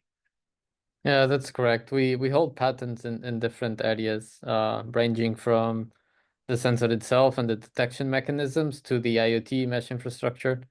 So we yeah we do use that avenue quite a lot. Yeah. And I see that you have been able to enter the Southeast Asian market, but not yet the Philippines. Is it just a function of that you have just uh, uh, entered just very recently, so it's too early to tell? Yeah, How do you see your progress? yeah, that's correct. I do believe that's the case. I mean, we're tackling a problem that is pretty prevalent, unfortunately, worldwide. And Southeast Asia is no exception. The Philippines is no exception. So we're of course it's also a matter of having uh, people on the ground, to engage the cities and the communities and the private entities that are there. Perhaps also on the previous question, the way that we often engage municipalities, public officials from our perspective, is also to engage private companies that are present in the city, have them take the first step, have them take a little bit of the risk. It is, in our case, it is a shared purpose. If private entities have critical infrastructure around the city that they want to protect, they can invest in that area, and then we can engage the cities to just expand that deployment, and everyone shares the benefits, so that the cost to the municipality is a little bit lower. Also, the risk is a little bit lower. That's something that we often explored as well. But yeah, it is. Yeah, as everyone in this panel, it is always a little bit long, the discussions when it comes to municipalities and the adoption of technologies with public entities. Yeah. Well, one tip, Pedro, is that by law, cities and municipalities have a budget fixed for disaster risk reduction management. It's, I think, typically 5% of the annual budget, and 70% of that amount must be placed towards resilience. 30% is towards response. So you can see that it's heavily weighted on the resilience and preparedness and prevention side of things. So that would be one avenue for entry for you. Anand, on your side at Globe, how receptive have the cities been to try to put together and begin the first steps towards creating an intelligent city? Have they been receptive? Yeah, pretty much. And I'll invite Mariel also to kind of jump in here. Uh, she has much better understanding of the local context.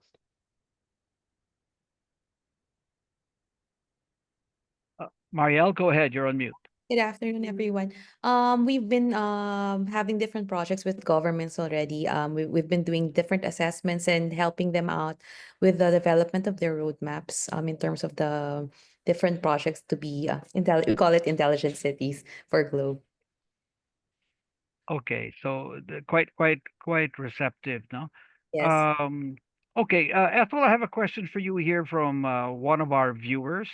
They were asking, how did the buy-in go for the national government for for clarity? I mean, whether you're dealing with are you dealing with DENR, for instance, or I think MMDA is an appropriate one for you because Breathe Metro Manila is MMDA. How did you get the buy-in of MMDA? That's 17 mayors you got to deal with. We're actually working with Environmental Management Bureau, but for the National Capital Region, so that is focusing more on Metro Manila. With the national government, we're not there yet. Hopefully, with all the projects with the cities here in Metro Manila, we could have like a connection with the national government. But we are trying to start with the Metro Manila Development Authority because with MMDA, they have a plan on putting up sensors along the major thoroughfares because this is related to like the EV adoption. Because somehow you need to measure the air quality levels so that you also know if the adoption of EVs can have an effect in terms of the air quality levels and also managing traffic. So that could help. So MMDA is going into that direction. Um, Maybe we need one more year for that to be a reality. Pedro, I have a question for you. I mean, the technology looks great. I think it works for cities which have uh, forest at their fringe or within their city limits, and that happens with some places I mentioned earlier, Puerto Princesa, possibly Davao, I think Kidapawan, Borongan. These are all cities in the province with some large forest cover. For a uh, very high density urban area like Metro Manila, for instance, will the Dryad technology work for urban fires, or is it dedicated to wildfires? Right now we focus on wildfires.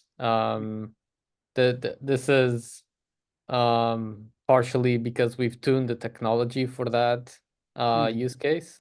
This is also partially because in a city context, there's a lot more than you can do. In an urban context, pure urban context, there's a lot more than you can do. If a fire breaks out and it's a dense city, it will very quickly be detected and reported. There's plenty of solutions out there that, like, including the ones discussed here on the panel, where you can have camera systems, because there's a lot of infrastructure already inside the city, and you can leverage that infrastructure. We're really focused on places where there is no infrastructure, and you still need some ability to detect, because at some point it's gonna come close to your city, and create problems. So that's also, I mean, a big wildfire is created when, or I would say the ideal ecosystem for a big wildfire to appear is at this fringe of a city and a big forested area, because in the forested area you have a lot of fuel to burn, and this is what causes the wildfire to get big and get dangerous. And it's close enough to the city that human intervention typically plays a role, to create this. So this is where we believe we can make the most impact, is in cities that have big forested areas around them, and protect lives from that, and protect infrastructure from that. Yeah, that's where we focus on. Okay. Now, Pedro, interestingly enough, you said that it can detect, or your technology can detect illegal logging and, let's say, gunshots. Can you tell us a little bit about that? Because I think illegal logging would be a great application for the Philippines. Yeah, so we're still working on this solution with a few customers. It's not widely available yet. Yeah, illegal logging is definitely something very interesting for our customers, specifically in the private forestry areas where you know, companies or people live of either agriculture or some form a forested area, and theft happens, and illegal logging is a big problem for a lot of cities and for a lot of companies as well. So it's been a natural progression for us. I mean, it's also very well aligned with our mission of what we're trying to do. So we're going into that space as well. And for us, because a lot of what we do is create this IoT infrastructure where there is no infrastructure, it's very easy to add on use cases, add on sensors. The infrastructure is already there. If you have a problem that a sensor can help, or some sort of technology can help that requires wireless infrastructure and communication infrastructure, it's there. We've installed it for other use cases, for typically the wildfire use cases. So it's very easy for us to expand to our other use cases. Yeah, illegal poaching is also a problem in many areas. So it's just a natural progression of what our customers are asking, what our technology can do. Yeah. And when you set up the sensors in a very isolated place, Pedro, connectivity becomes a challenge. You know, communications. How do you go about that if there is no, let's say, a weak signal or no signal in that area? How Yeah. does that work? Yeah, this is exactly where we specialize. So we leverage. Of course, you always have to have one point with connectivity, but that if you're close to a city, you typically get that from a nearby cellular tower. If you don't, we have satellite systems that and a satellite module that on the unit that can connect to satellite. But actually, the big work that we do is to extend that one point deep into a forested area or areas that don't have coverage. And we do that through IoT mesh networks with LoRaWAN mesh networks Okay. specifically. LoRaWAN is not a mesh network. LoRaWAN, as a traditional standard, or as the standard says, is a star topology network. So we had to develop a custom implementation on top of LoRaWAN to be able to convert it into a mesh network and actually expand its range with tens of kilometers, hundreds of kilometers as necessary. Okay, great. Thanks, Pedro. Let me go back to you, Ethel. There's a question. You showed in your chart, Makati, for instance, had yellow. I don't know what date it was. Uh, so I guess it's date specific, but uh, that would have meant what? The air is okay in Makati on that particular date and time? Yeah, maybe because she was referring to the illustration that I Yes, presented on right, the slide. So if it's yellow, yes, it's moderate or fair, but air quality is changing from time to time from one right. point to another. So it's very difficult to answer if it's the whole Makati is generally safe. But Hmm. I guess what I can share is that sometimes there is still time that the whole Metro Manila is still green, especially when it's raining. So Hmm. that's one good thing. During the pandemic, of course, during the lockdown, it's green. And way back during the time that Pacquiao is having fight, so we have green air quality levels during those times. Because because everyone's indoors and there's no traffic. Is that it? Yes. Yeah, traffic emissions is actually majority of the sources in Metro Manila. Okay, so that's the Pacquiao index for air, Cyrus. There you go. uh, Ethel, there's some interest. I think someone should email you directly. There's a question on how much is the cost or of the sensors, you know. But actually, there's a couple of other questions regarding the sensors. What is the usual range for the sensors? I guess how far apart are they, and what's the radius of their coverage, and how long do the sensors last? I would start with the lifespan because the other question it's the answer it depends. So for the lifespan, actually it's around average 3 years. But we have sensors like in Kuala Lumpur lasting for 4 to 5 years already. So since 2018 it's still working. So Mhm. with Clarity Sensing as a service, the life is actually not a problem because we provide free replacements. So it's a service that we provide. So it's the data that you are buying and not the hardware itself. So we provide free replacements to address that problem in terms of losing data when the instrument has is malfunctioning. And then for the range, so this is quite difficult to answer because it's air pollution is very dynamic. So it's affected by wind activity. So if you have obstructions like high-rise buildings, so it will of course affect the wind activity. So even if it's just a 10 meter, 20 meter, 100-meter distance, it could be like the air quality at one point, like in Makati Avenue, it would be different in Ayala Avenue. So no specific answer for that. So in designing a network, like for a city, it is very important for us also to do some survey. So we need to identify the obstructions and we need to identify the sources. So we will always go back to the objectives, the goals, and then the right planning for us to identify the number of sensors that is needed ideally in one city, and then related to the funding available. Mhm.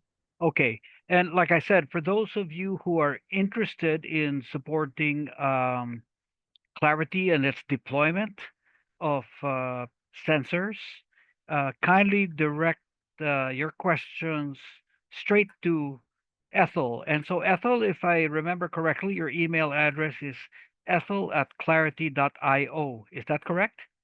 Yes. Okay, so everybody who wants to support the program of Ethel, please contact her at ethel@clarity.io.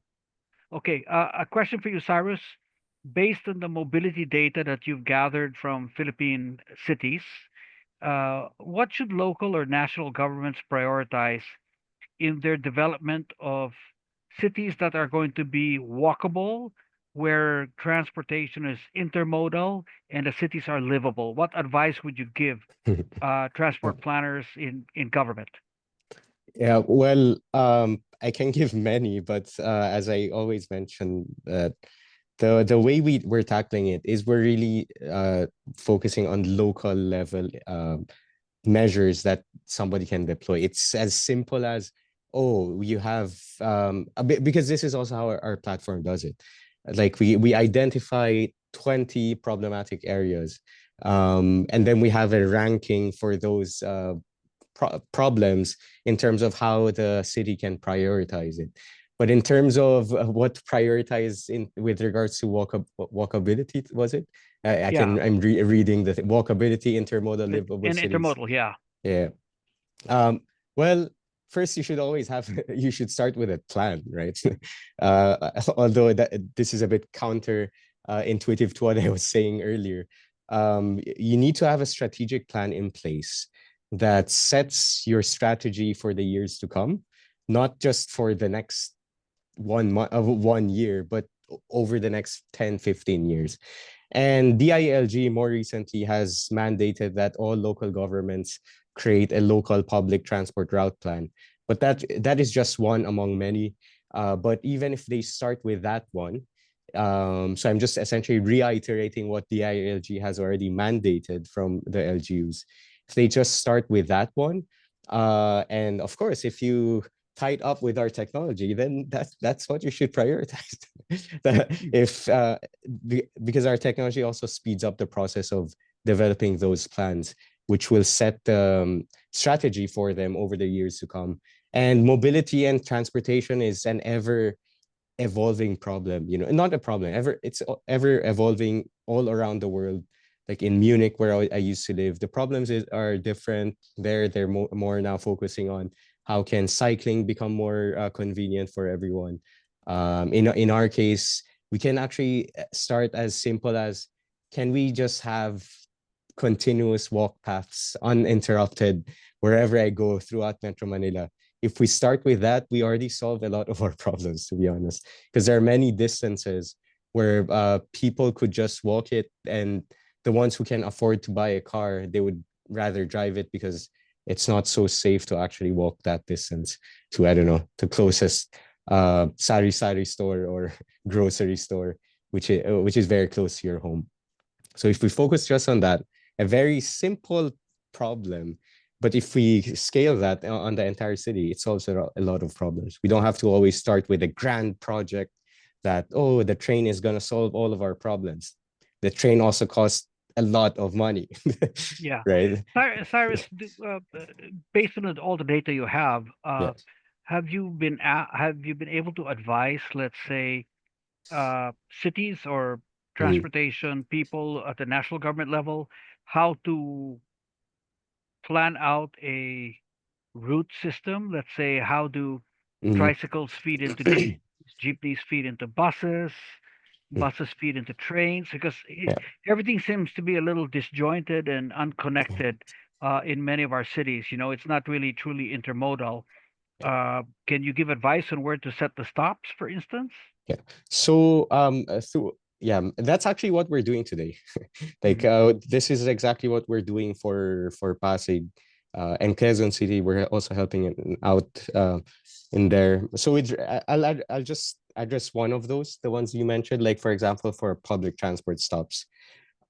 So through our mobile app, we deploy surveyors who hop on like jeepneys or buses or tricycles even to understand where people are getting on and getting off, right? In other countries, it's much simpler because usually you tap your card and you can track it from that. But in our case, since our public transport is not that formalized yet, so what we do is we utilize our mobile app where somebody can collect where people are getting on, getting off.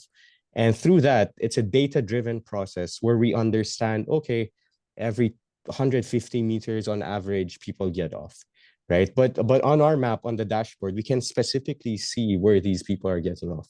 So if we want to go more hyper-localized, like, oh, okay, this stop to this stop is about 250 meters on average, the pick up drop off distances, and then after that it's like 150. So we use our mobile app to get the very hyper localized level of where people usually get on and get off. But in terms of other use cases where we use data to inform about certain policies is with regards to speed limits, right? The one I showed you earlier with regards to like in Pasig City, the average speed throughout the day is less than 20 kilometers per hour. So it's just easy to pass a policy that says that we'll have a speed limit ordinance through different parts of the city, especially in high foot traffic areas to protect the pedestrians and to also protect like the local economy of the city, right? So these are just a few examples. Many of the things we do with regards to advising the decision makers is an ongoing process. Since the technology is it covers a lot of topics. Well, until now, we're still doing more of the data collection and baselining before we get onto the more sophisticated decision-making recommendations that we're going to give to the mayors. Okay, thank you. Anand, on your part at Globe, I mean, uh, let's say you're collecting a lot of data if you work with cities, either through sensors or just direct data collection somehow. Uh, do you also design some form of a command center where all the data can be kind of centralized and viewable by the mayor so he can see what's going on in the city, depending, of course, on what he wants to monitor? But do you guys do that sort of thing? Build a command center? Absolutely. So that's one of the solutions we are working on. And at the LGU level, that's something that will be super useful.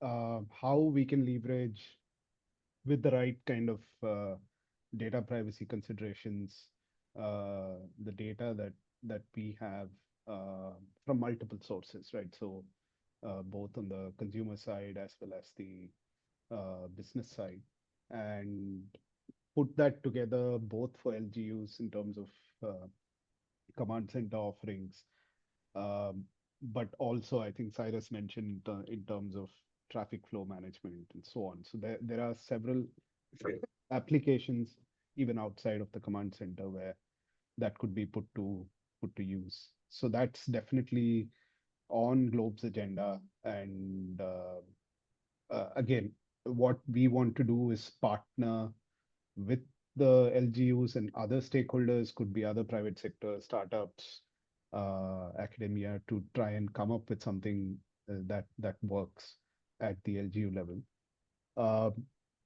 One thing also is it has to be a public-private partnership. And so the procurement model has to be different. It cannot be a traditional kind of procurement model to make these things work. And that's also something to look at from a policy and procedural standpoint. But yeah, definitely that's the beauty of it. The data exists, the technology exists.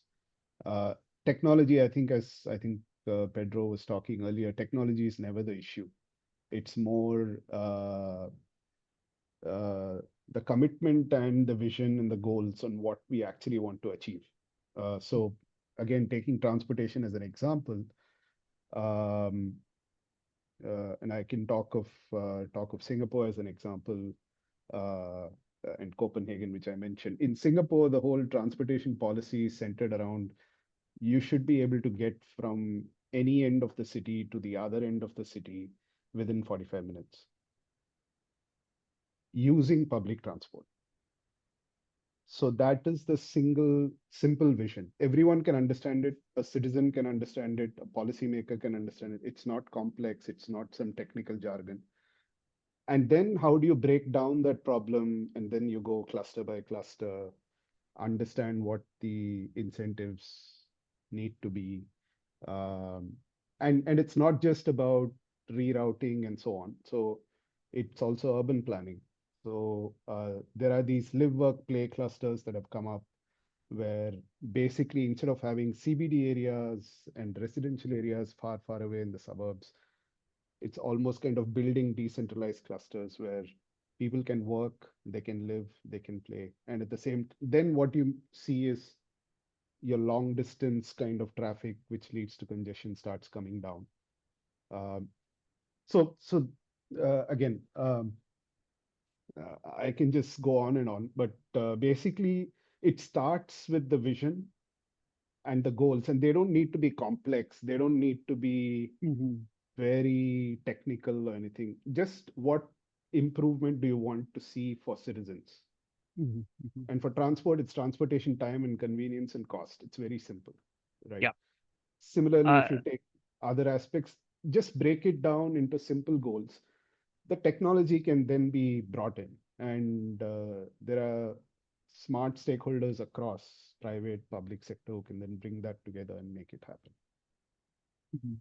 No, I think you bring up a good point, Anand. It's and I like the idea that the goals are set in very simple, easy to understand, tangible terms, which just every citizen can understand and appreciate, and then you just let the technology, solve the problem for you. But let's boil things down to a simple, ask a simple uh, question, what's the problem, and try to come up with a very straightforward, straight to the point solution. I think that's a great approach.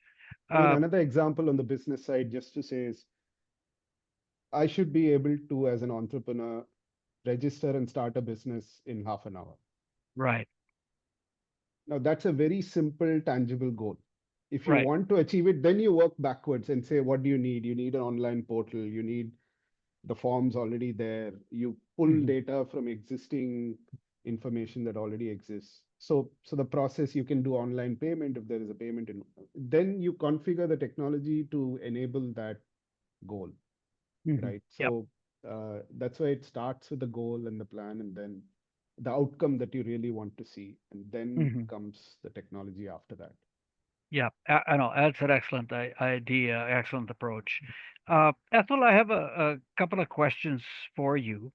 One is just again relating to the sensors. Are they all fixed, or are any of them mobile at any time? And second, what are your plans to expand outside of Metro Manila? There are other cities out there that could probably use the a reading on air quality. In terms of installation, so this is for fixed monitoring. So this is not for like mobile emission, put it in a car and then measuring the air quality while the car is moving. So it's not for that application. So mostly it's a fixed network for a city or urban deployments. Expanding outside of Metro Manila, actually we have in Batangas, Cavite area. So gradually we're moving out of Metro Manila, covering the greater Metro Manila area, and probably expanding more Visayas, Mindanao. But starting very slow. So mostly it's the cities or urban cities, highly urbanized cities that we are prioritizing. Mhm. And regarding the sensors, do you do in indoor air quality or everything's outdoor? Everything is outdoor. Okay. So at least that's clear. So anybody who wants to support you is really looking at air quality index, outdoor air using fixed installations. Yep. Okay. Uh, Cyrus, a question for you here is that at how to do it, or at what point in time can we begin to give a real viable choice between driving a car and taking public transport? Because there's a very big gap right now in convenience and as Anand says, I don't think first of all we cannot go from one end of the city to the other in 45 minutes, even using your own car. Okay, so the challenge is can we is it doable in a comfortable, convenient way on public transport so that people would kind of set aside their Shift. cars Yeah. and take public transport. Well, predicting it is very difficult, obviously. When this is gonna happen, it will take a lot of time, right? Like, but one metric to check whether we're there yet is to look at cities like, for example, in Munich. When, to be honest, I worked at the BMW group. Not even a single day I desired to drive a car.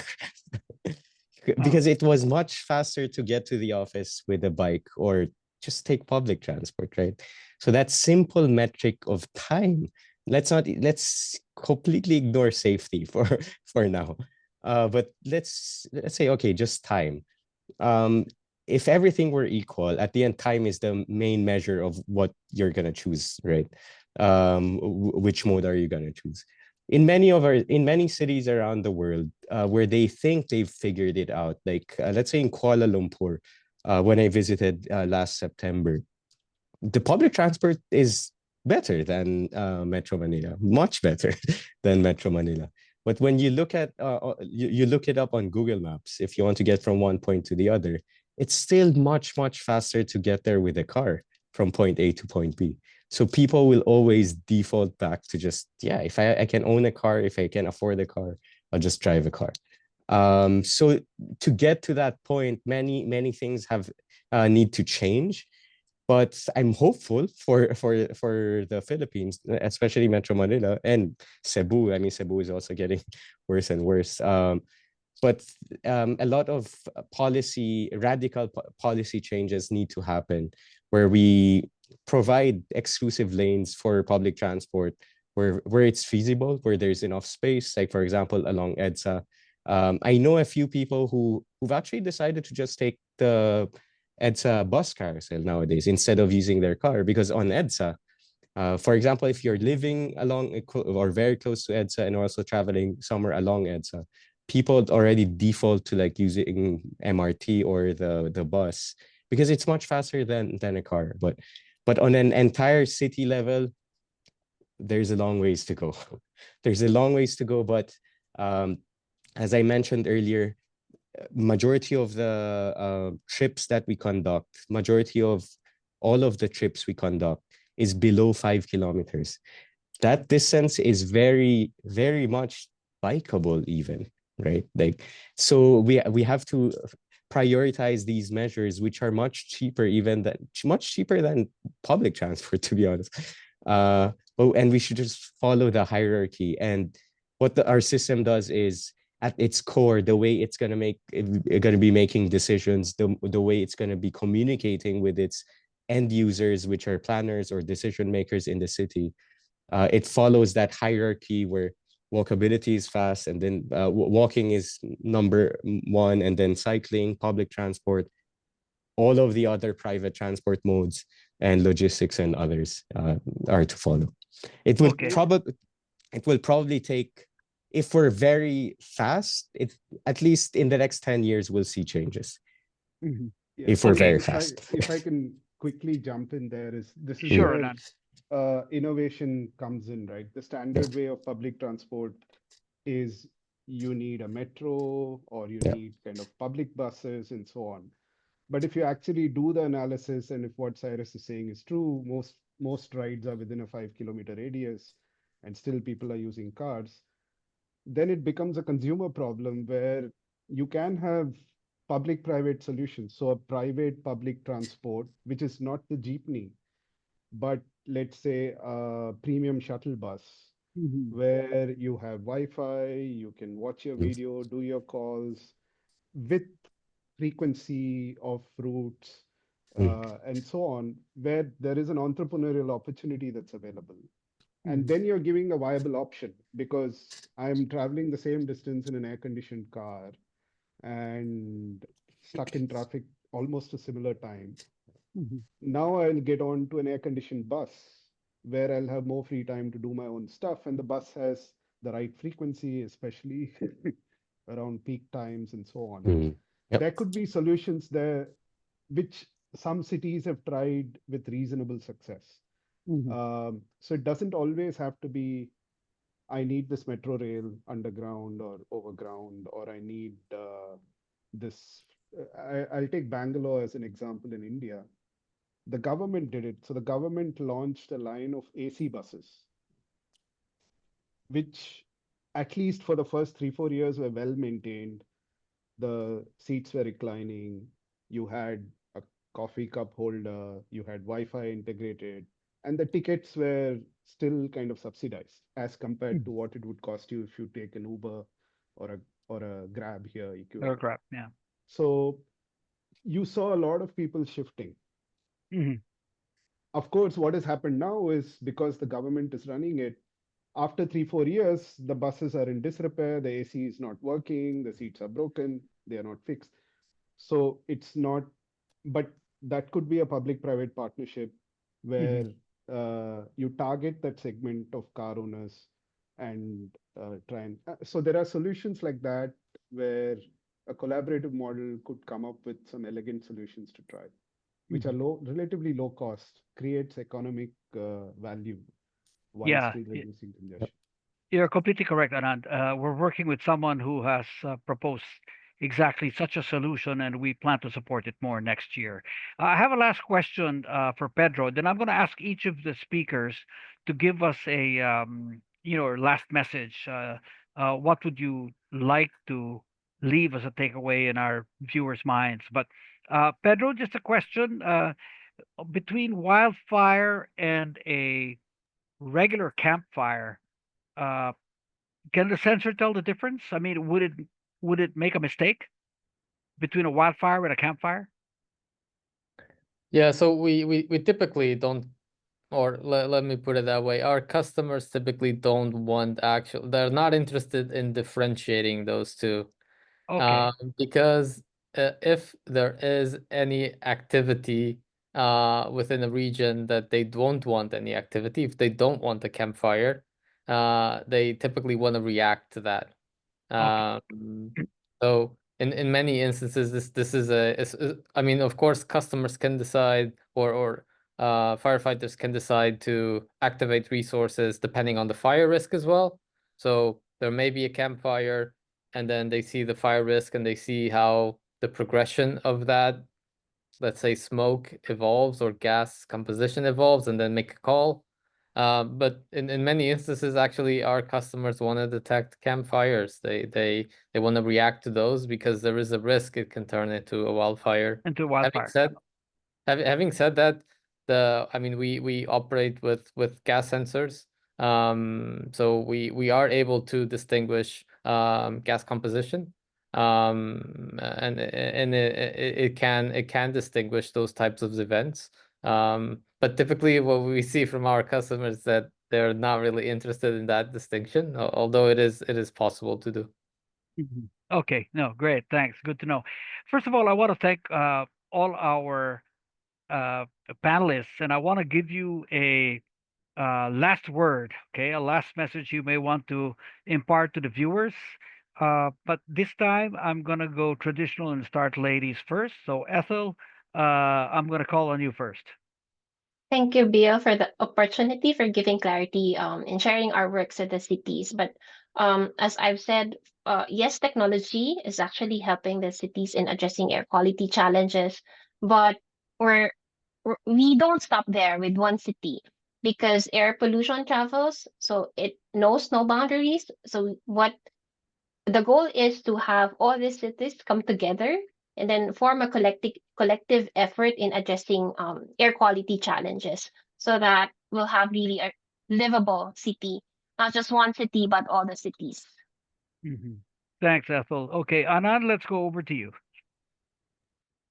Uh, I would echo what Ethel said is these are complex issues and they can only be solved through collective impact, where it's not just, of course, the government is the driver of efforts, but as I would encourage as many of the city governments to talk to different stakeholders, involve them earlier on in the process, in the planning stage, because all of us want the same things eventually, right? So it's move away from just a transactional basis to kind of a collective action basis to collectively improve the city. And uh, what governments will find is many of our stakeholders would be super willing to contribute. Okay, great. Thanks, Anand. Let's go to Cyrus. Thank you very much, Bill and Livable Cities, for letting me present. I'll just build on what Anand said, actually, that it's true that we actually really have to, I mean, the government really has to take into consideration all of the different stakeholders. And just to add on to that, they should also um, try to collaborate within themselves as well, right? Within an LGU, often is the case that I've discovered, you know, and talking with the different departments, that some of them don't even talk. They're kind of like different big corporations, to be honest. That's they often forget that for them to solve some of the problems, it's so they can just solve those problems by talking to their neighbors instead of asking for external help. But obviously, we're here as like the private industry. We're here to support them. I mean, the type of startup, for example, Mobility Vision Plus is, we're highly focused on social impact. But at the end of the day, we're a tech startup, right? Of course, we have we have to make money as well. But at the end, we guarantee whatever we build for our local governments, it's 100 times worth whatever we're charging them. It just takes quite a lot of time to see different impacts, because the level of impact that we create first starts within the government, where we make the processes more efficient within the LGU. And then soon enough, slowly, we'll see the impacts on our streets, on our policy levels. And hopefully, as you asked Bill earlier, hopefully in the next 10 years, we can see more that people naturally would want to shift to other modes of transport rather than defaulting to just always using their private cars. And with that, for sure, the air quality sensors of Clarity would also be much happier. Well, but Cyrus, I hope we don't wait 10 years for this to happen. Yeah, I yeah. I, I want to really compress it.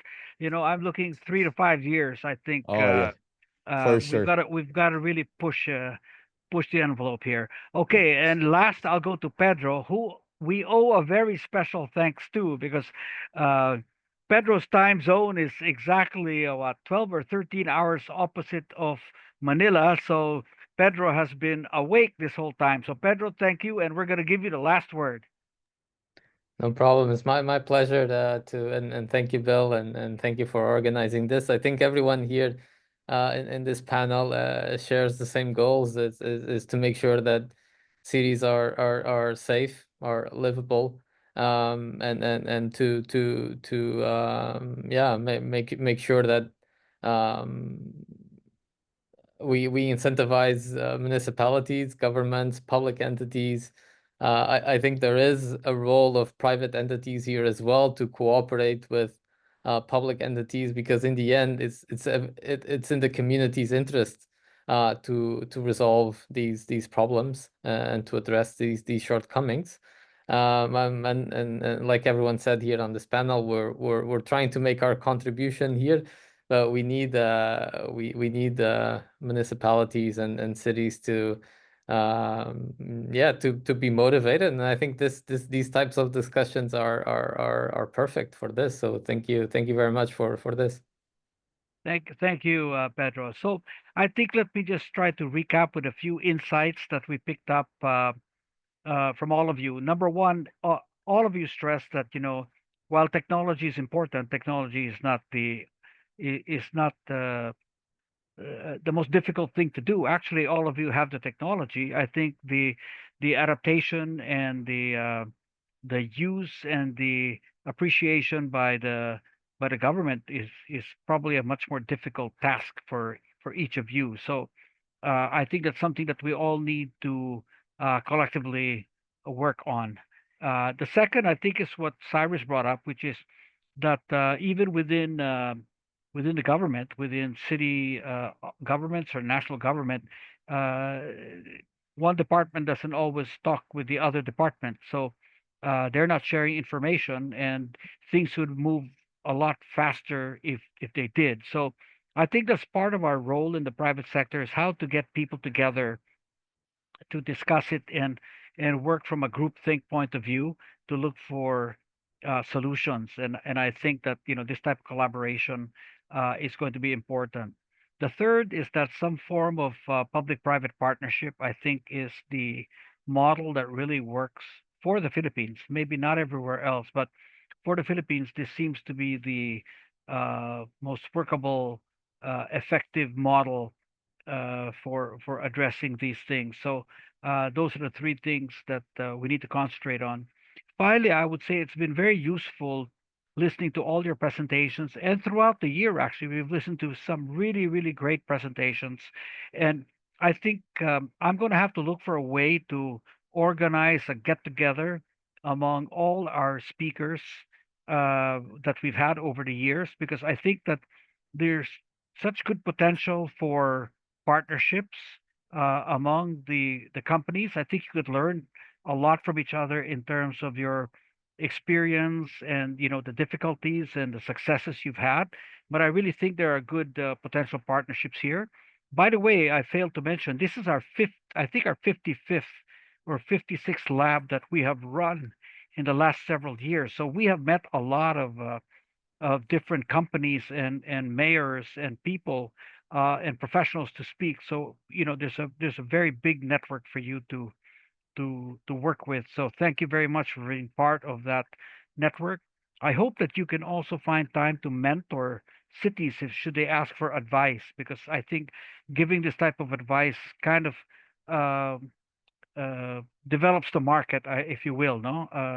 As people begin to understand more the technology and the rationale and the issues that we're facing. All of you address a very specific pain point in cities and in society. So I think that once people begin to connect the pain point and the solution, I think we will, hopefully get more progress. So on behalf of Livable Cities and actually our partners as well, which are the League of Cities, which is the Association of Mayors, Globe Business, which has been a partner for years with Livable Cities, I'd like to thank you for being a part of today's Livable Cities Lab, uh, for providing such great insights and examples and use cases. And so I'd like to wish all of you a Merry Christmas and Happy Holidays. Get some rest, and we will see you all, I hope, sometime next year. Thank you very much, and Happy Holidays. Thank Thank you. you, everyone. Thank you. Thank you.